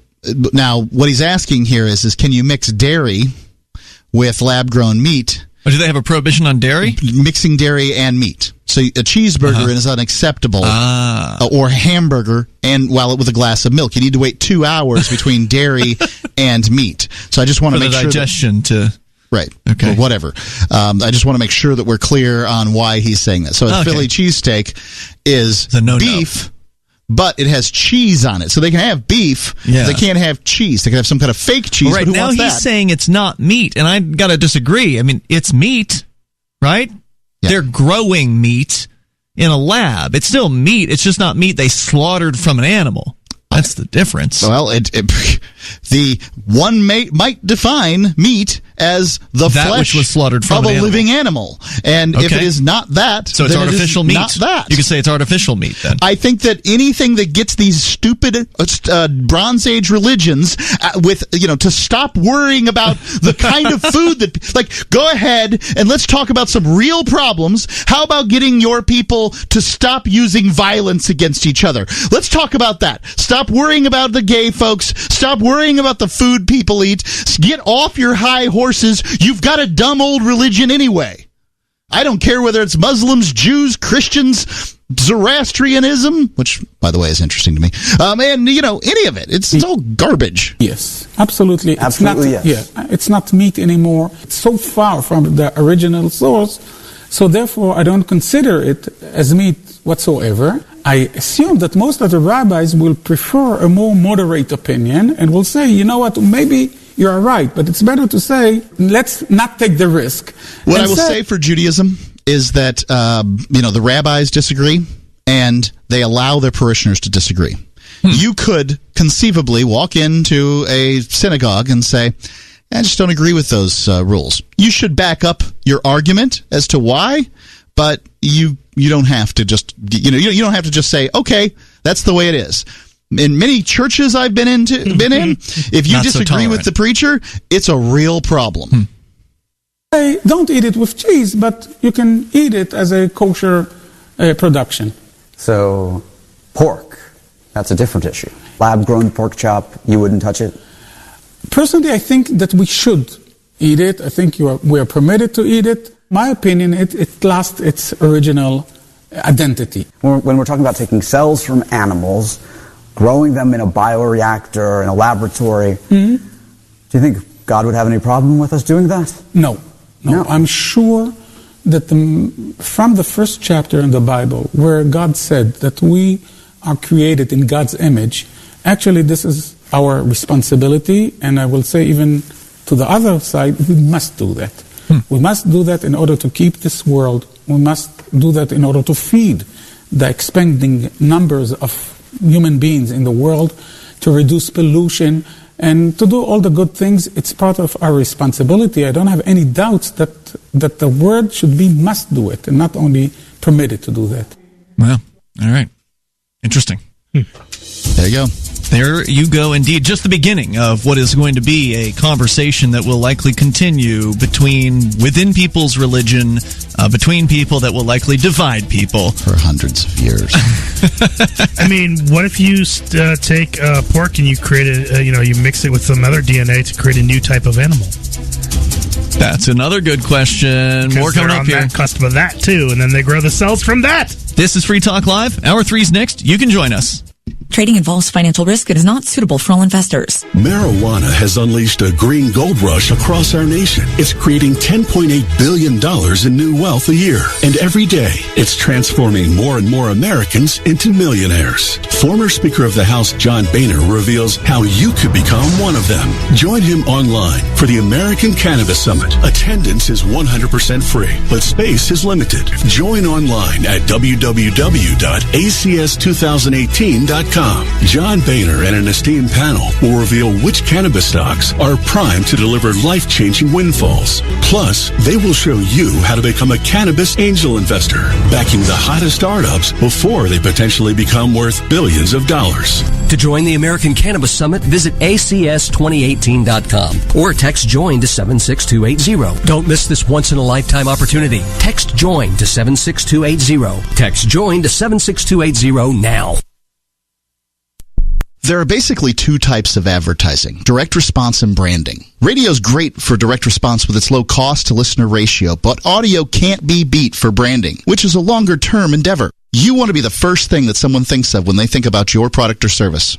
If you have a local business that you want kept top of mind in your community, call the station. If you need national reach, Free Talk Live's got around 200 radio stations, millions of monthly listening sessions, can suit all budgets, and if we don't think we're right for you, we'll tell you. Email me, mark@freetalklive.com. Did you know we've taken our LRN.FM telephone listen line to a new level with the LRN.FM audio on demand line? Now you can call 712-770-8447 anytime and listen to LRN.FM's live feed. And you can listen to a bunch of our original shows on demand. Long distance fees may apply. Just dial 712-770-8447 and choose from the menu. 712-770-8447. You're listening to the live edition of Free Talk Live. Hour number 3 is next after the news here on the Liberty Radio Network at LRN.FM. From Keene in the Shire, the Liberty Media capital of the world, this is Daryl W. Perry, host of FPP Radio News for Tuesday, December 18th, 2018. Silver is trading at $14.65 per ounce. Gold is valued at $1,249 per ounce. Zen is trading at $5, and the average price of Bitcoin is $3,539. Antiwar.com reports that speaking on Monday, U.S. Special Envoy James Jeffrey confirmed that the U.S. is no longer demanding regime change in Syria and is not actively trying to force Syrian President Bashar Assad from office. That said, the American goal is a regime that is fundamentally different, even if it includes Assad. Jeffrey said Assad must accept such a compromise because he has not yet won the Syrian war. The U.S. has long demanded regime change as part of the end to the Syrian war, and even in staying in Syria militarily, officials have conditioned leaving on a successful transition and insisted that Assad could not be involved. Now there's resignation that Assad will stay, but Jeffrey says the U.S. and its allies are prepared to withhold any aid to reconstruct Syria unless there is some assurance that the changes they are demanding are implemented. Zencash has changed their name to Horizon to better represent their transition from a cryptocurrency to a pioneering platform that protects consumer data. They're working towards the day when anyone will be able to build privacy-based applications on the Horizon platform and generate income from them. This will allow Horizon to bring thousands of real-life services to the community. Services that provide freedom, utility, and privacy. HORIZEN.global. UPI reports nearly 3 in 10 Americans are delaying healthcare treatments because of their cost, according to a new Gallup survey released on Monday. Gallup's annual health and healthcare survey found 29% postponed treatments for the cost. It said more than half of them reported a serious or somewhat serious medical illness or condition, a figure equivalent to 19% of all U.S. adults. The share of Americans who delayed treatment is consistent with data in recent polls. In 1991, 22% of respondents put off medical treatment, and an average of of 24% delayed care between 2001 and 2004. The current rate of 29% has remained steady in years since. Delayed treatment depends on available health insurance, another consistent finding. Gallup found that those with no coverage are more likely to forego treatment, with over half of the respondents in that category reporting a delay. The report found those enrolled in Medicare or Medicaid are least likely to wait. The poll results said Americans with health insurance are still often responsible for deductibles, co-payments, and other out-of-pocket costs. While it reduces demand for healthcare services, it can prevent many people from initiating treatment for medical conditions. In 2115 New England, there are no borders, no states, and no regulations, yet never has a more peaceful and prosperous place existed. Faced with the prospect of waning power, Mr. Drake intends to replace the anarchy of New England with a government. Anarchy in New England by Joe Jarvis is available from Amazon.com and all major bookstores.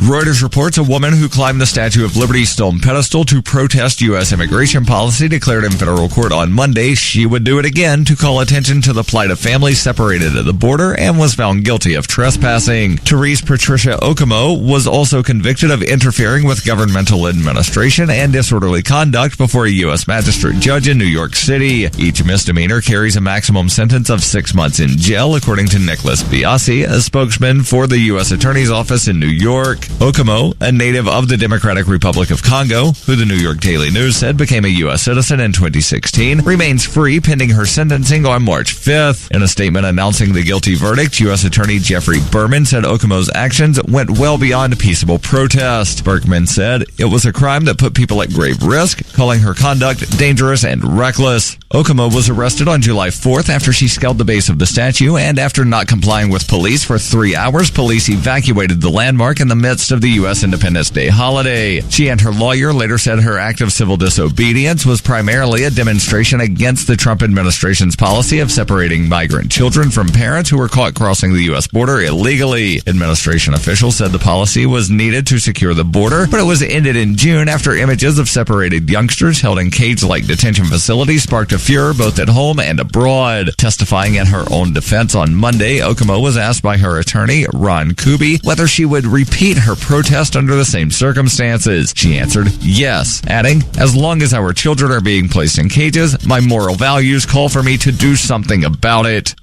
This has been FPP Radio News. Online at fppradio.com. Millions of Americans are irrationally feared dead following a train derailment near Wilmington, Delaware. Less than 200 people were aboard the train, but because no names have been released yet, countless more are being imagined trapped inside the wreckage by worried parents and overly anxious friends. And the list of imagined victims is growing by the minute. From brothers-in-law who live in Delaware, who usually drive but could possibly have been on that train, to friends who went to Delaware on a business trip and may have been next to the tracks for some reason when the train derailed. And sadly, we're getting reports that even those who have never been to Delaware are now also among those irrationally thought killed. Oh, and we are just now getting word from Homeland Security that they're now warning people their fears may spiral into a wholly new fear that their loved ones never existed at all and are just byproducts of a drug-induced lucid dream in which their consciousness is currently imprisoned. Such a shame, since this is reality. There is nothing beyond this to believe otherwise. It would be folly. This is the Onion News Network.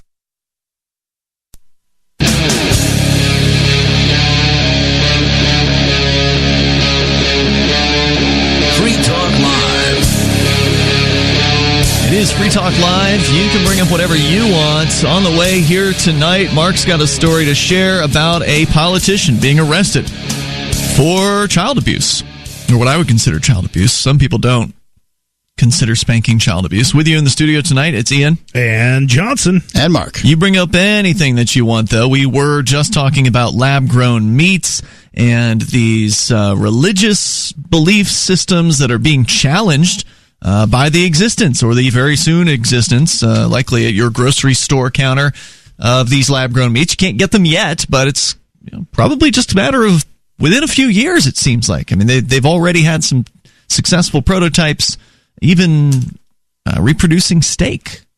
So I think that's really exciting. I think that's it's an interesting development, and it'll be interesting to see how that pans out. What will people think about it? I mean, are we going to see meat just outside of the whole just idea of the religion, setting the religious beliefs aside, just meat eaters? Will there be a division amongst the meat eaters as well? The meat purists who insist on having an animal slaughtered in order to eat the meat from it, versus those who are like, I'll buy whatever's cheapest, versus those who refuse to eat anything that's slaughtered and will eat only lab-grown meat no matter what the cost. I will eat lab-grown meat in order to try it at some point when it is commercially available.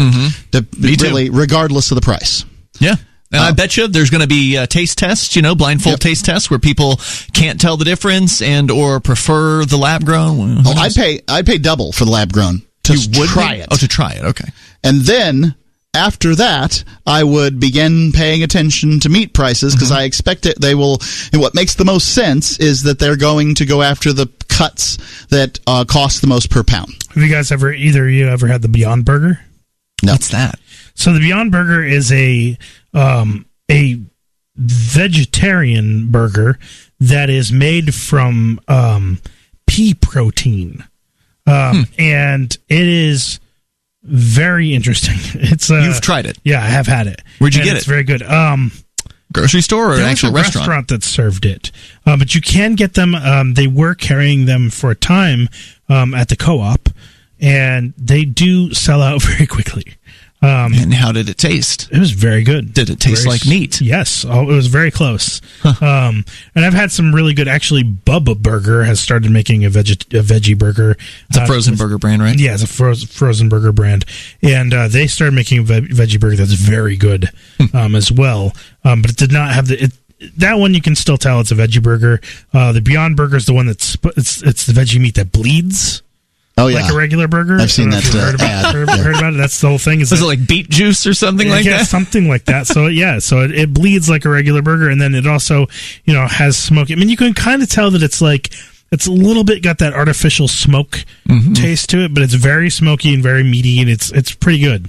Let's go to Gene, the Christian anarchist. You're on the line there in Tennessee on our Discord on-air call-in line room. Go ahead.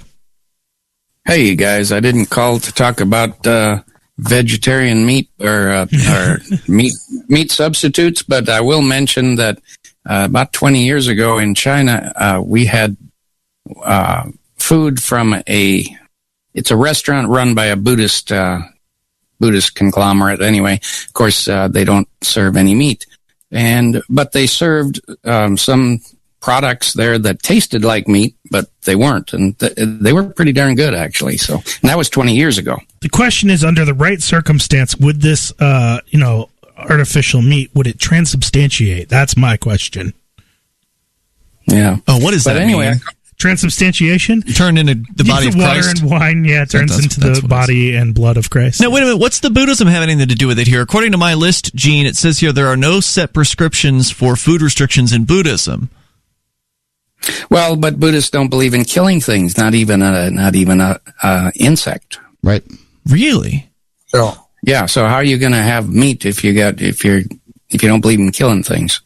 Huh. It does say under the concept of ahisma / doing no harm, a lacto-vegetarian diet is followed by many Buddhists. But Buddhist monks have additional restrictions such as fasting and not eating solid foods after noon. But there's apparently no restriction on eating meat in Buddhism per se. Okay, well, I'm not an expert on Buddhism anyway. That was just at that. I've read a couple books. That temple. But what I called about is one of my topics, the Goonerman Goon Squad, and because I was comparing the different governments of the world. Of course, I call them Goonermans, but I was looking at a post by Kim.com who went to New Zealand because he thought New Zealand was the best country on the planet and blah, blah, blah. Well, he's not from there originally? No, he's from Germany. Oh, okay. But anyway, he posted lately that he's come to the conclusion that the Goonerman Goon Squad in New Zealand is just as corrupt and bad as other Goonerman Goon Squads. Surprise, surprise. Yeah, surprise, surprise. Of course, I could have told him that, and I'm sure we could have told him. Everybody here could have told him that. But it's interesting that because I think that's the greatest thing about the internet is people are actually waking up to this stuff. They're getting more information that was always hidden from people when they had to rely on books and word of mouth and all of that. So I see all of the governments of the world are the same basic evil. Now, some are more open about it than others, like North Korea, for instance, is a lot more open about it than New Zealand. But the basic bottom line of all of them is to steal as much wealth from everyone else and murder anyone who bothers to try to stop them. It's really the bottom line. Well, I imagine he's a little burned by New Zealand. I just pulled up the latest news story from the summertime where a New Zealand court ruled that Kim.com can be extradited to the United States. Right. So after spending likely a lot of money and time fighting extradition out of New Zealand after the U.S. government came after him there, the New Zealand government ain't keeping him safe from the U.S., so I imagine he's pretty upset about that. Well, that's the thing about the governments anyway, is they don't need to follow any rules. They write them down so that people think they're legitimate, but they don't need to follow them. Look at this guy, Kim.com, has never so much as stepped a foot in the United States, and yet they want to extradite him here for supposed violations of U.S. law. Well, he hasn't even been in the U.S. He's a German citizen. He was living in like Hong Kong and Australia and had nothing to do with the U.S. government. So that people always say they fear anarchy, and I'm, of course, the Christian anarchist. I happen to love anarchy, but people say they don't like anarchy because there won't be any rules and the warlords will take over. Well, I tell people, you already have no rules, and the warlords have already taken over. And we've always lived in anarchy because there is no legitimate government. There can't be. The only way they can be legitimate is if somebody gave them authority. And nobody can give them authority who doesn't possess authority to give. And so all governments forever, for the history of the world, have always been anarchy because they're nothing more than warlords taking over. The very successful warlords who've managed to confuse people and flummox them into thinking that there's something besides warlords. Right, and there's a certain level of stability that goes along with it too. People have an expectation of how they will be fleeced and bilked, and as long as they can have consistency in the prediction of the future as to how they're going to be fleeced and bilked, I think they're reasonably happy about that. Well, warlords maintain stability by hanging people in the city square and lopping off heads, and they can maintain stability, certainly. Is that the way we want to live? That's the question. People say that it won't be safe living in anarchy, and I agree with that. I say yes, it's not going to be safe. You're going to have murders, you're going to have rapes, you're going to have robberies, but are you going to have any more murders, rapes, and robberies than you currently do with these creepy warlords that manage to send bombs that kill, thousands hundreds at a time or whatever. And even in the case of the nuclear bombs, millions at a time. So, Gene, thanks for the call tonight. Appreciate it as always. The toll-free number here, 855-450-FREE. That's 855-450-3733. Not sure when the extradition will happen of Kim.com, but now apparently the New Zealand government saying that it can happen. I don't know if there's a further appeal. We can read more about it and share that with you. Coming up here, it's Free Talk Live. From the second letter of Captain Mark. Any pirate knows that commerce is communication. Markets condense oceans of information into a single price. Innovations in communication are circumventing the scrutiny of the Crown. This signals a change in the coin of the realm. The Crown uses digital currency to surveil, censor, seize, and destroy wealth at will, so pirate currency must protect us from this weaponized money.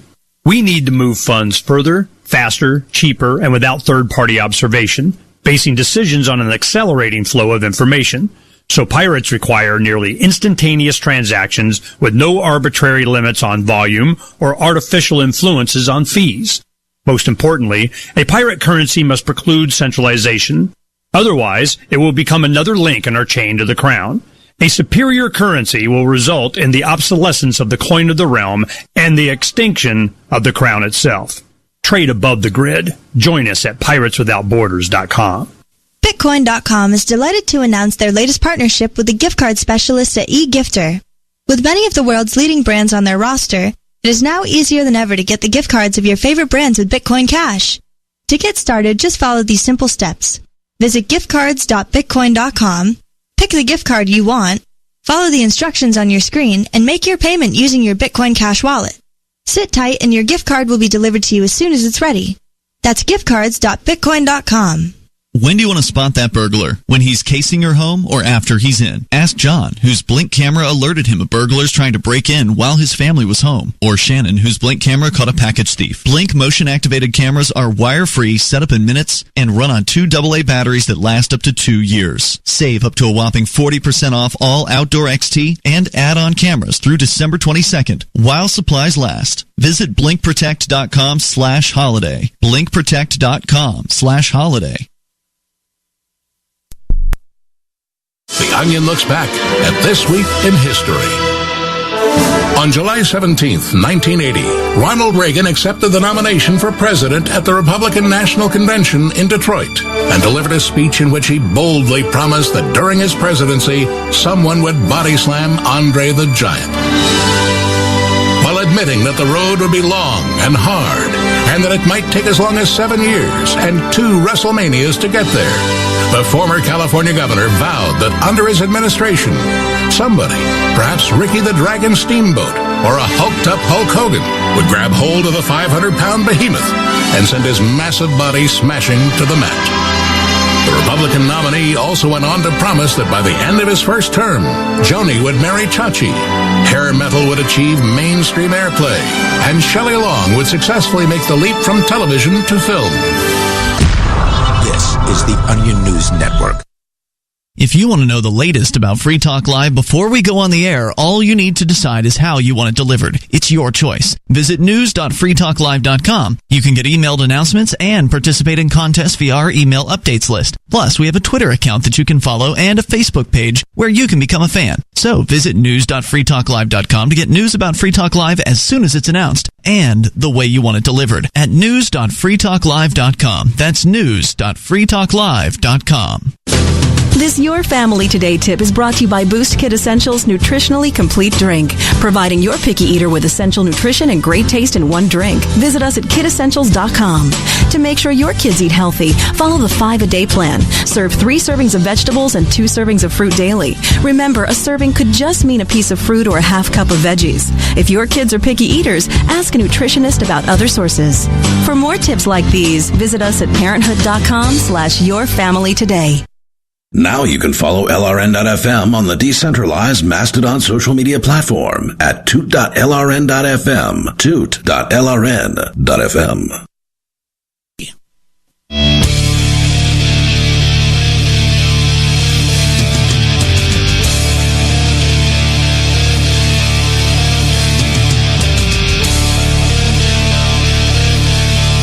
It's Free Talk Live. You can bring up what you want here. The toll-free number is 855-450-FREE. That's 855-450-3733.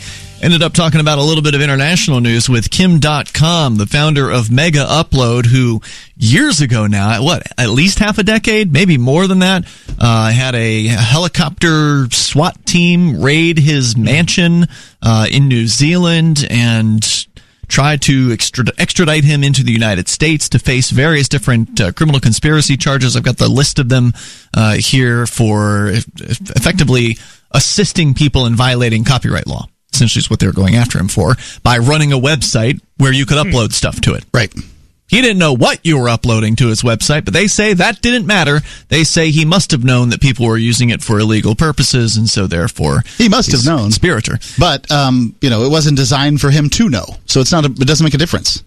So we can tell you more about that. It's Ian Johnson and Mark in the studio. And Mark, before we go on, other international stuff, you've got a fundraiser happening right now for an orphanage in Uganda that our listeners helped build by donating to a fundraiser that we did last year for it. As a matter of fact, there's a new twist in all this. Oh? If you go to hope.freetalklive.com and we get enough donations to use up all the matching funds that I currently have. There's $11,500 in matching funds, and we've done more than 2,000 at this point. Not bad. So if we go and do that by Christmas, the 12 p.m. or 11:59 p.m. on December the 25th, I will allow Daryl to pick the colors. I want to do red and green for the holidays, but if it's after Christmas, then red and green doesn't make quite as much sense. So I'm going to let Daryl pick the colors that I have my hair dyed into ridiculous colors, basically. Why would you let Daryl do it as opposed to, say, he was on the air last night? Yeah, but why not like the top bidder or Fine. the top donator? Okay. Whoever it is that throws the most money in. I'll have that top donator talk to Daryl. And I'm sure Daryl will put something together with that person. And 2 colors seems like a lot. Like, how do you do a 2-color hair dye? Would it be like the sides? I've seen and the them top? rainbow colored. Yeah. Okay. Yeah, it can totally be done. Yeah. And if he's picking more than one color, I don't care. Okay. I don't care. How have you never seen rainbow hair? I mean, I'm sure I've seen rainbow hair at some point, but just not common. Usually if somebody dyes their hair, it's just one color. It's pretty common at raves. Yep. Rainbow hair? Yes. Yeah, it's probably where I've seen it, but I wouldn't say it's particularly common. But anyway, so yeah, basically I'll have Daryl pick the color you want if you're the top donator. Now, who's going to do the dye job? You can have a woman take care of it for you? I'm going to have it professionally done. Yeah. Okay. So it at least looks better than it could look for There's a place here in town that takes cryptocurrency. Motasua could probably do it. Yeah, I bet they could. Yeah, absolutely. And it will require large donors to make this happen by Christmas, by the looks of it. Yeah. We've got donations trickling in. It's possible to do, but it will probably take some people who are really committed to seeing me seeing orphans fed and schooled, and B, seeing me humiliated. And by the way, I don't know if it's humiliation. I mean, you don't have to look at it that way. You could be excited about it. No. Like, hey, you're going to look cool. I would not. Look, nobody's going to do this to help me look cool, I can assure you. If I want to dye my hair different colors, I could do that. Yes, I'm not looking for an excuse, Ian. I see. I'm looking for a motivation. You don't get to control the colors, so yeah. No. And I think that people will, they seem to be excited about the notion of me dyeing my hair different colors. And maybe we need to put that on the Twitch stream or something like that. Do a special hair dye stream if it actually happens. Yep, I'm fine with that. I'm fine with whatever it takes to get this done. Okay. By Christmas. Now, it won't be done. This is just the matching funds. I'm still looking for match. Right. So you're trying to get to $11,000 by Christmas. 11.5. Yeah. Okay. And I'm at 4. Hope.free. Now you're at 2 donated with 2 matching. So you're trying to reach 11,000 because there's 11,000 pledged for matching, which would get us to 22,000. Correct. Correct. Okay. And the goal is 30,000 ultimately. Is to 35. 35. Okay. So hope.freetalklive.com. That's HOPE. Hope.freetalklive.com. So since it was brought up by Gene the Christian Anarchist, let's talk about Kim.com and what's going on with his case. Gene mentioned a recent post on Kim.com's Twitter, which I have here. He says this was December 17th when he posted this, so yesterday. He says, when we moved to New Zealand, we thought we were moving to one of the least corrupt countries. I can tell you from firsthand experience that New Zealand is a wolf in sheep's clothing. Totally corrupt. The amount of law breaking, lying, spying, and cover-ups by the New Zealand government is simply shocking. And, that's true of everywhere. I'm sorry to say, just because you've moved to the least corrupt country doesn't mean there's not a shocking amount of corruption in the least corrupt country. It just means it's worse by a smidgen in some other places.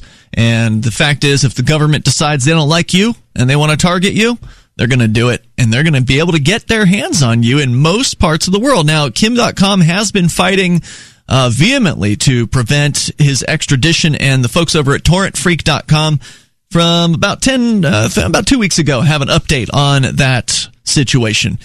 Despite fighting legal battles in both the United States and New Zealand, Kim.com and his former Mega Upload colleagues have a long road ahead of them. Speaking in the Wellington Supreme Court today, lawyer for the United States, David Bolt, indicated that the extradition battle may only be at halftime. When Mega Upload was shut down by the U.S. in 2012, so yeah, I was right, like more than half a decade ago, along with the arrest of its operators in New Zealand, few people anticipated the scale of the legal battle that would ensue. After countless legal processes and procedures, every attempt to force Kim.com and colleagues Matthias Ortman, Finn Batato, and Bram Vanderkolk into submission have been met with resistance. Perhaps the most important battle to have the quartet sent to the United States to face charges including copyright infringement, racketeering, and money laundering is still underway and being fiercely contested. Comments made in the Wellington Supreme Court today indicate the process is moving at a glacial pace.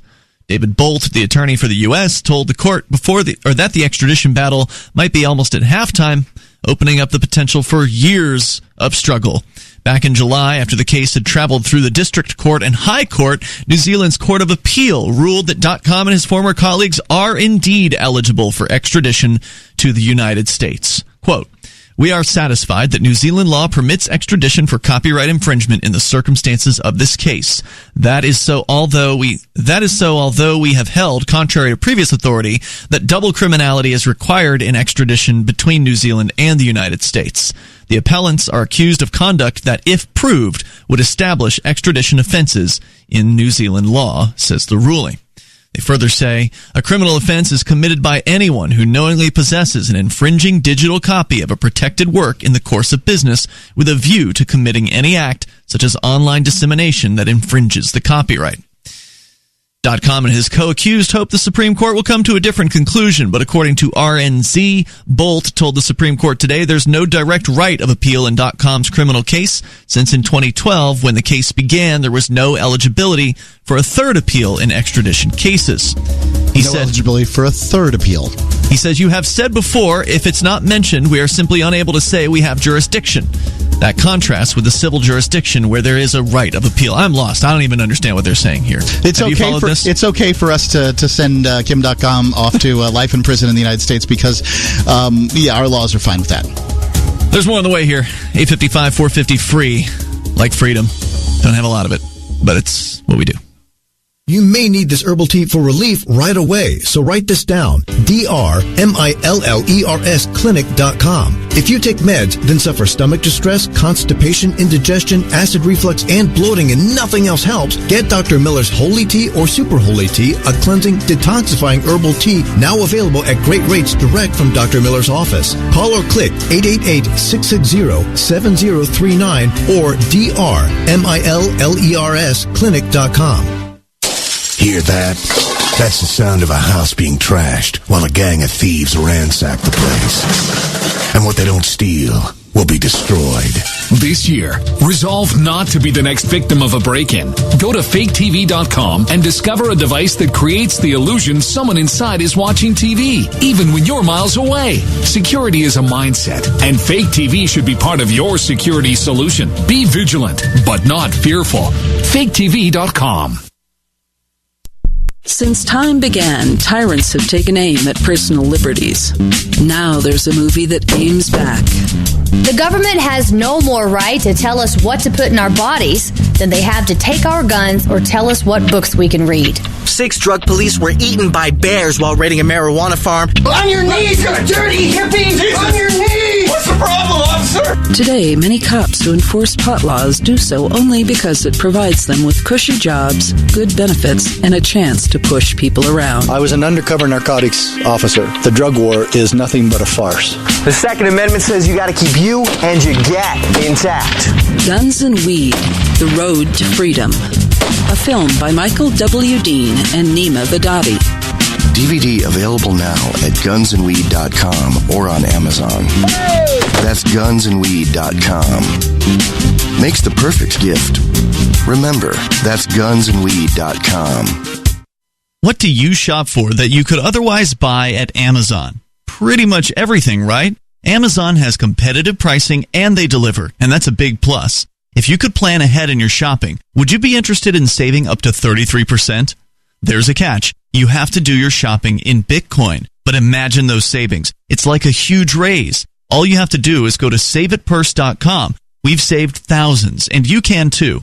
Plan ahead and save. Saveitpurse.com. Some of you asked, and now we've delivered. LRN.FM's live Keene, New Hampshire studio shows are now streamed in HD on Twitch. Visit our channel at twitch.lrn.fm and give it a follow. If you have Amazon Prime, you get one free subscription on Twitch. If you use it on our channel, Twitch will give LRN.FM a monthly piece of your Prime subscription cost. So please watch, follow, share, and subscribe to twitch.lrn.fm. That's twitch.lrn.fm. Uncovering the secrets and exposing the lies. That's what the readers of freedomsphoenix.com get every day. Freedomsphoenix.com, constantly providing the information, the real news about government policies, and the real relationship we all have with the coercive government. The real condition of the economy, innovations in technology, breakthroughs in energy, health, and computer science. Learn the truth well before it's admitted to in the lamestream media. The corporate media, nothing more than distributors of government propaganda, but now there's an alternative. Freedomsphoenix.com. Constant news updates on the issues that affect your life in the most important ways. With liberty and property under constant attack, Freedomsphoenix.com provides the understanding behind the propaganda, and it encourages the participation of its readers. Go to freedomsphoenix.com. That's freedoms with an S, phoenix.com. Freedomsphoenix.com. The revolution between the ears has already happened. This is the Liberty Radio Network, broadcasting the latest liberty-oriented audio content 24 hours a day at LRN.FM.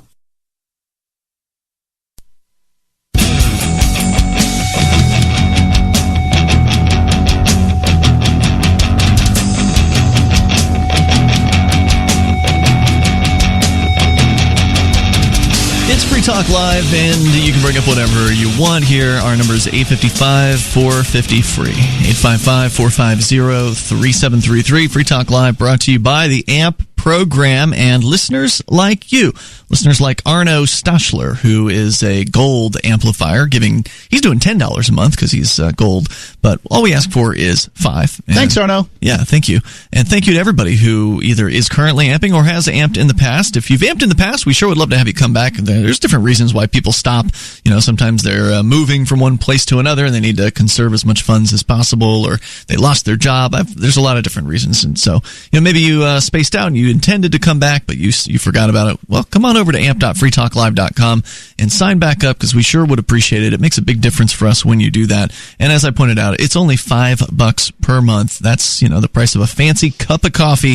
If you think what we're doing here is useful, talking about the ideas of liberty and freedom on a nightly basis, 7 nights a week, on broadcast radio across the United States, on satellite radio across continents, and of course on the internet as well, podcast, live streaming. If that's worth $5 a month to you, please help us out over the AMP program, and makes a big difference. You get some cool perks too as an amplifier. Plus, you can do it with any major credit card. You can use PayPal. You can use Bitcoin, BTC. Go to amp.freetalklive.com. So we go to your phone calls and thoughts. Whether you want to comment on Kim.com and continuing to fight extradition to the United States. It's now apparently possibly going to the Supreme Court in New Zealand, but they may or may not accept the case. That has yet to happen at this point. But we got Tom in New Hampshire. You're on Free Talk Live with Ian Johnson and Mark. Go ahead, Tom. Well, about that you were just talking about, by the way, what I always say is even a banana has the right to appeal.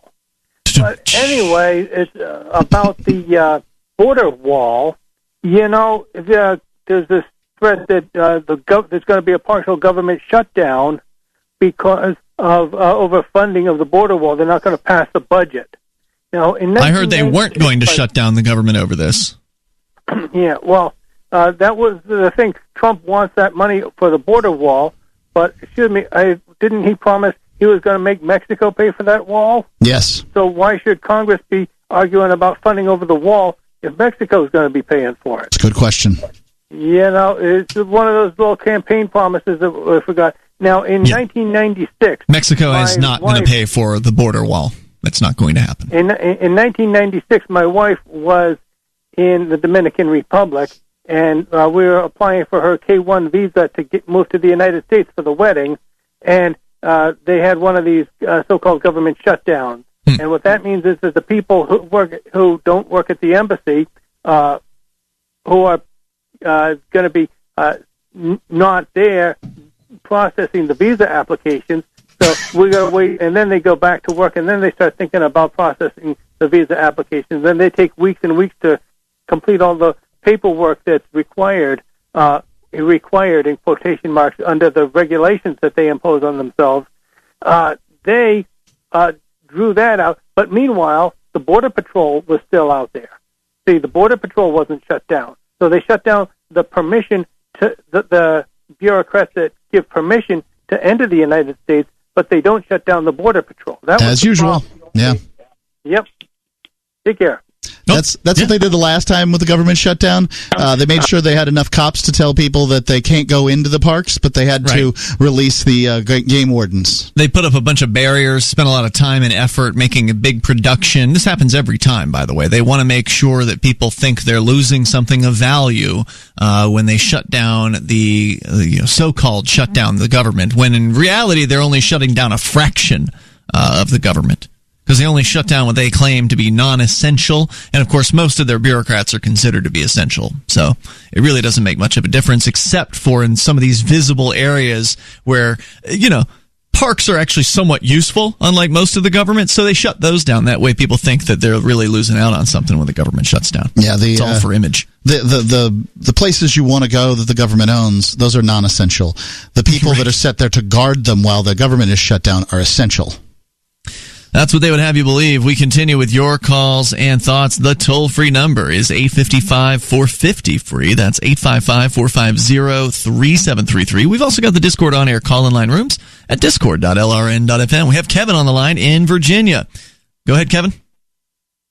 Hey, I just wanted to talk about Bitcoin and I guess cryptocurrencies in general. Okay. Not too long ago, I actually called in and I emphasized how Bitcoin and other cryptocurrencies were going to crash. And I was, I based off my reasoning through the Austrian business cycle theory. And I really feel bad for all the libertarians and especially the anarcho capitalists that really jumped on the Bitcoin, because I think what's going to happen is that a lot of the mainstream financial guys and people like, who work at the Fed are going to be saying, oh, well, look what happens when you have money in the free market. It's one big bubble. And so I really, well, why do you feel sorry for them? I mean, if they got in before 2017, they're still doing great. Yes, but it's just that, again, philosophically, I agree with the movement.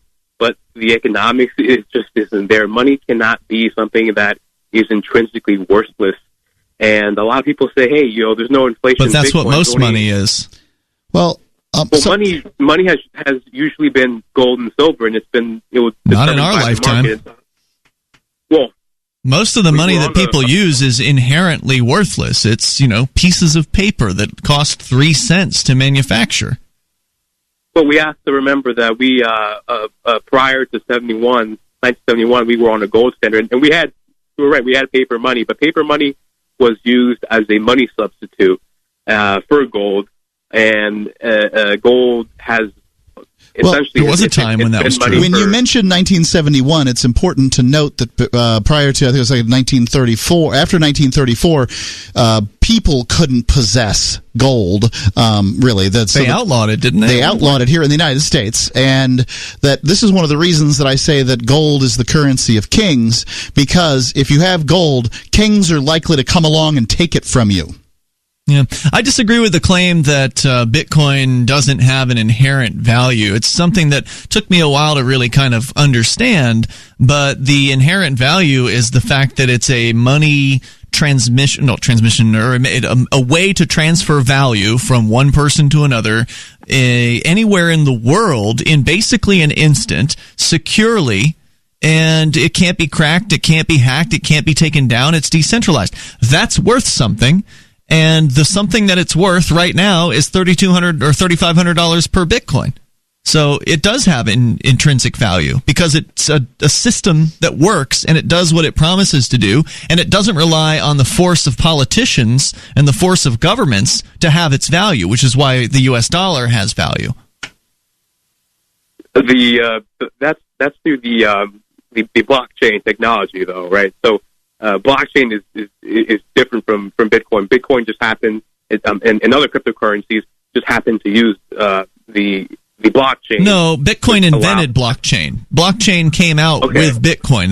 That's what happened a decade ago in 2020 or 2008 when the white paper was released on Halloween 2008, and then January 3rd, 2009 when the Bitcoin software was released. So we're in the 10th anniversary right now of Bitcoin. That was the creation of blockchain. Blockchain is the technology that backs Bitcoin, part of it. It's the idea of this, decentralized, distributed, meaning there are copies of it all around the world, public ledger that is immutable and it cannot be, hacked. And then, of course, you add on to that the fact that it's cryptographically secure and sound and, again, unhackable and, based on the internet, so it's fast. And I'm sorry, I just completely disagree with you that, there's no inherent It sounds like value. you guessed the downturn, and if you sold the short, I think that's great. But I wouldn't I wouldn't short it further. Yeah, I agree. You do agree to not short it further, so you think it'll go up? Oh no, I'm sorry. I heard you say the first comment. If you sold early, you're Do you want to hold him, Mark? It's up to you. Hold him. All right, more with Kevin in moments. This is Free Talk Live. Hello, I'm Mike Lindell, the inventor of MyPillow, and like all of you out there, I had problems sleeping. Pillows would go flat, I would flip-flop all night long, I would wake up with a sore neck, maybe a headache, or feel like I needed a nap even though I slept 8 hours. When I invented MyPillow, I wanted it to where you can move the patented fill to give you the exact support you need as an individual, regardless of sleep position. MyPillow will get you into that deep sleep faster, and you will stay there longer. It's not about how much time we spend in bed, it's about how much of that quality sleep we get. I do all of my own manufacturing right here in the United States. I have a 10-year warranty. You can wash and dry my pillow, and I give you a 60-day money-back guarantee, so you have nothing to lose. And here's Mike's best offer ever. MyPillow is now offering 50% off their 4-pack special plus free shipping. Go to MyPillow.com or call 800-951-5617 and use promo code FTL. That's 50% off plus free shipping. Don't delay. Order now.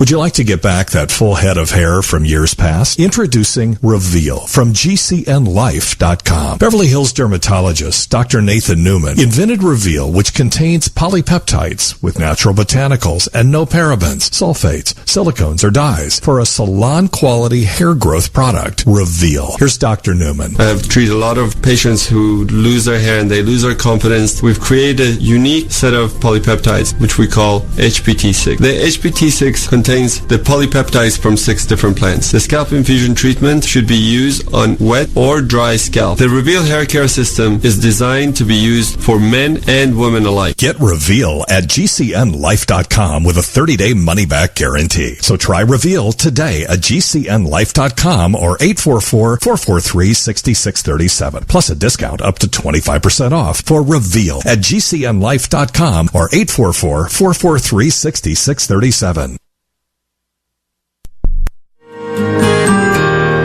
So the protection of life, liberty, and property is what the Free State Project is all about. But it's an effort to move 20,000 people who understand. It's about demonstrating to the entire country that, yeah, we can have a free market, a truly free market. Making it just a freer, great place to live.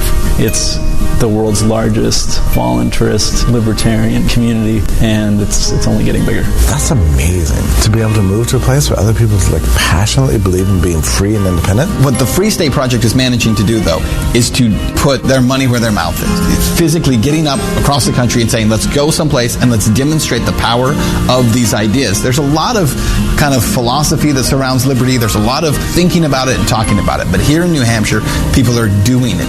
101 Reasons Liberty Lives in New Hampshire, a documentary by Free State Project Early Movers. Watch it free at 101reasonsfilm.com. 101reasonsfilm.com.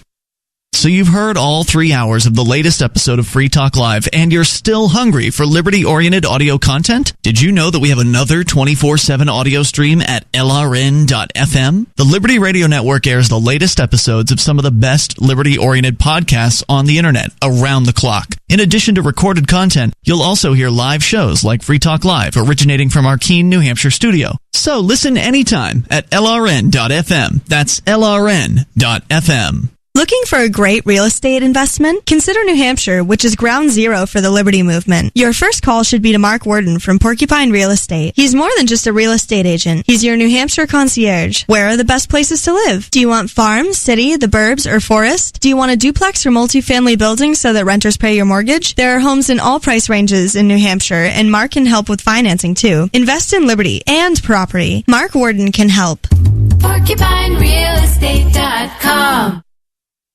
You can sign up to receive the latest about the Liberty Radio Network via our email updates at updates.lrn.fm. That's updates.lrn.fm.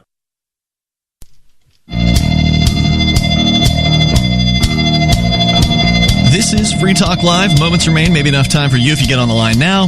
Our toll-free number is 855-450-FREE. With you tonight, Ian. And Johnson. And Mark. 855-450-3733. Also, the Discord on-air call-in line rooms are open and available to you over at discord.lrn.fm. What is it? Discord is a chat service. It is free to use. The app is free to download. And if you can use it for its voice chat features, but I think most people just use the text chat channels. We got an on-air now channel where people hang out during the show, and actually, usually when we're not on to. That's kind of the most popular channel. That's the channel you kind of get dumped into when you first join the server, so it's easy to find us. And then there's other channels that you can discuss other topics on, like cryptocurrency or video games or pop culture. So head on over to discord.lrn.fm. You can get started by downloading the app and then create your account on the Discord app, and then just in your web browser, just type in discord.lrn.fm, and the app will just jump you right into the server. So toll-free again, number here, 855-450-FREE. We got Kevin on the line in Virginia. He is saying he feels sorry for the libertarians who got on board with Bitcoin, even though, fact is, if you got on board with Bitcoin before August of 2017, your Bitcoins have gone up in price. Because right now, at $3,500 per Bitcoin, we're at around August, September 2017 levels. I mean, that's what we're talking about here. That's the big fall, is we're back to 2017. Now, one question I'd have is, so what your critique is that Bitcoin can't be money. It can't be currency, right? Yes, and also it has nothing to store. Well, no value to store people. Okay, well, I see. You're saying that it can't, that there is no value present, so it can't be a store of value. Yeah. All right. So if people value the cryptography that's involved in Bitcoin, because you would agree that it is unhackable, right? Like you cannot destroy a Bitcoin. Yes. Yes. Okay. If people find value in that, then there is a demand. And then there is a limited supply, so it should have a price, right? Yes, but I think what we have to remember is that there will always be a Bitcoin 2.0, a 3.0, just like there was a MySpace, there was a Facebook. And so that, I mean, that also has to be taken into consideration regarding Bitcoin and other. That's a feature.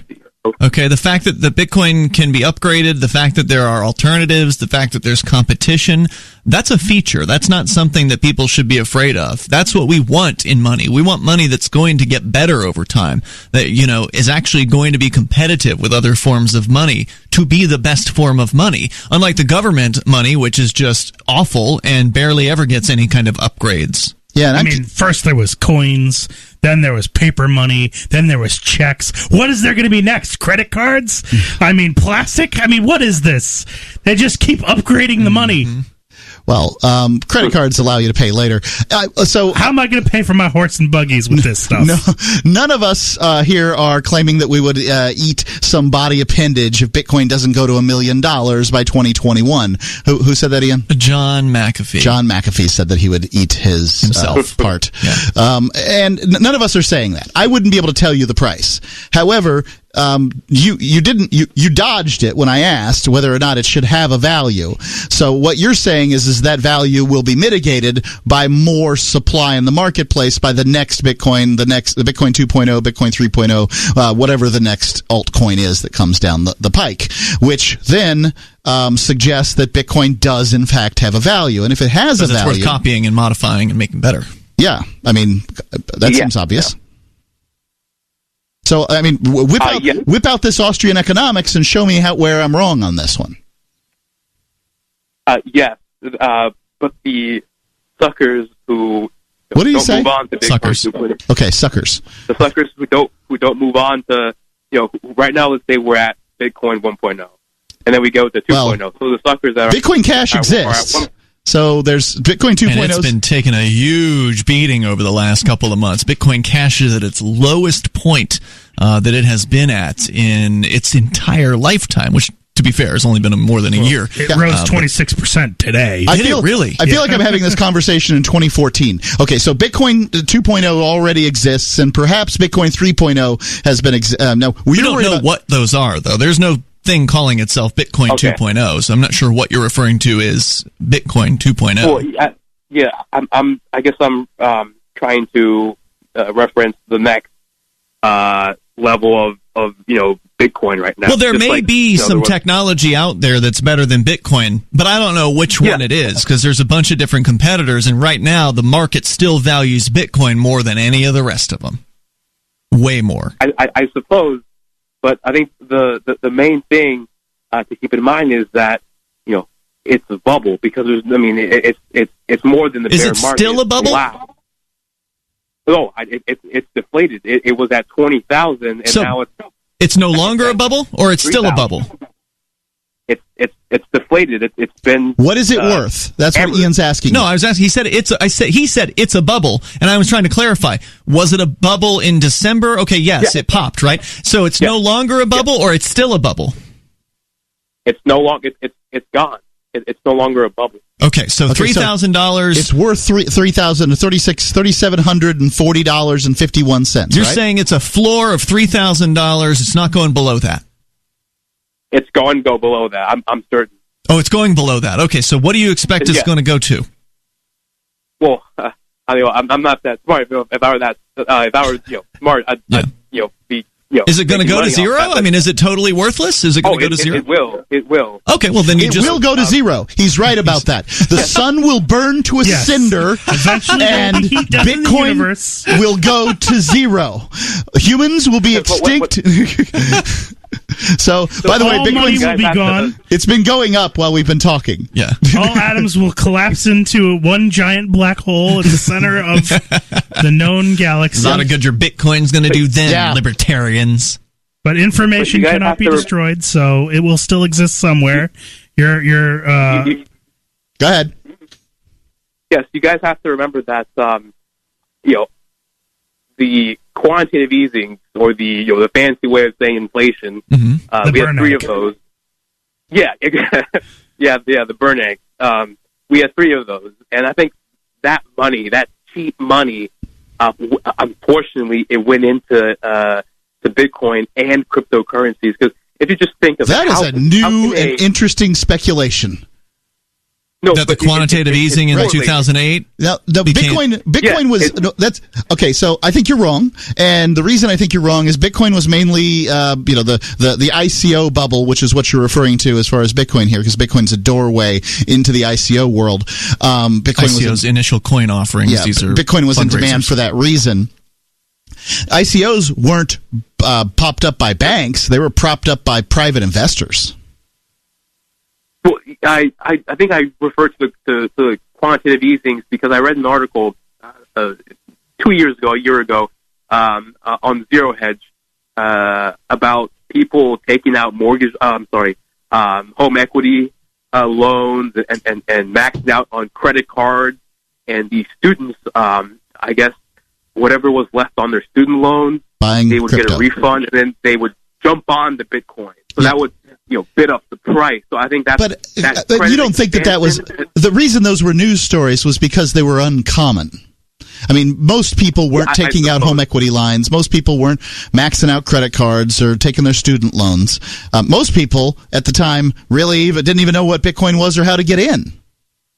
Yeah, I think what made them jump in was when it was, it was on its verge of hitting 20,000. I think that's what led people to jump on Bitcoin and eventually. So what's the point of your call? Are you trying to warn the listeners, saying don't listen to these Bitcoin people? Get out while you still can. Is that your message here? Yeah, and I think this is get back to the safety of the government money. I'm going to go ahead and say right. Well, no, he's a gold bug. Oh, you're a gold. He said he was an Austrian. Yeah. What he is a gold bug. Ah, and I got to say that gold asteroid, it's out there, and Elon Musk is going to find it. He's going to bring it back here, and the gold market's going to crash. That's an interesting prediction. I say Bitcoin is going to be worth more, and I will make a bet with you, sir. Really? For an ounce of gold, I will go ahead and bet you that in 5 years, one Bitcoin will still be worth more than 1 ounce of gold. Well, good deal, but I just should mention just one. So you don't want to take the bet? Okay. Yeah. You do want to take the bet? I don't even know his name. Of course he wants to take the bet. He can't. I can't collect from him. Here's what I recommend that you do, Kevin. Jump into our Discord server at discord.lrn.fm, and there's a guy in there's a huge gold buff. You probably get along with him. His name's Big Loaf. Anyway, Johnson, do you want to do an after show or call it for this week and maybe do it next week? Sure. Okay. I don't know, whatever. All right, we're going to stick around. For those of you who want to follow that, you can go to twitch.lrn.fm. We'll keep it going over there in just a few moments. And radio listeners, you can join us again tomorrow night, freetalklive.com. In the meantime. If you're looking for work, the person you are applying to may be even more nervous than you are. And the way things are now, your references have never been more important. Here are 3 tips. First, know that employers are checking. Every hire is under the microscope these days. Second, they won't just be checking references you provide. Figure that all of your ex-employers will get a call and be asked, would you hire him or her again? Third, assume you will be Googled. So before you apply, remove all those party animal photos from your Facebook page.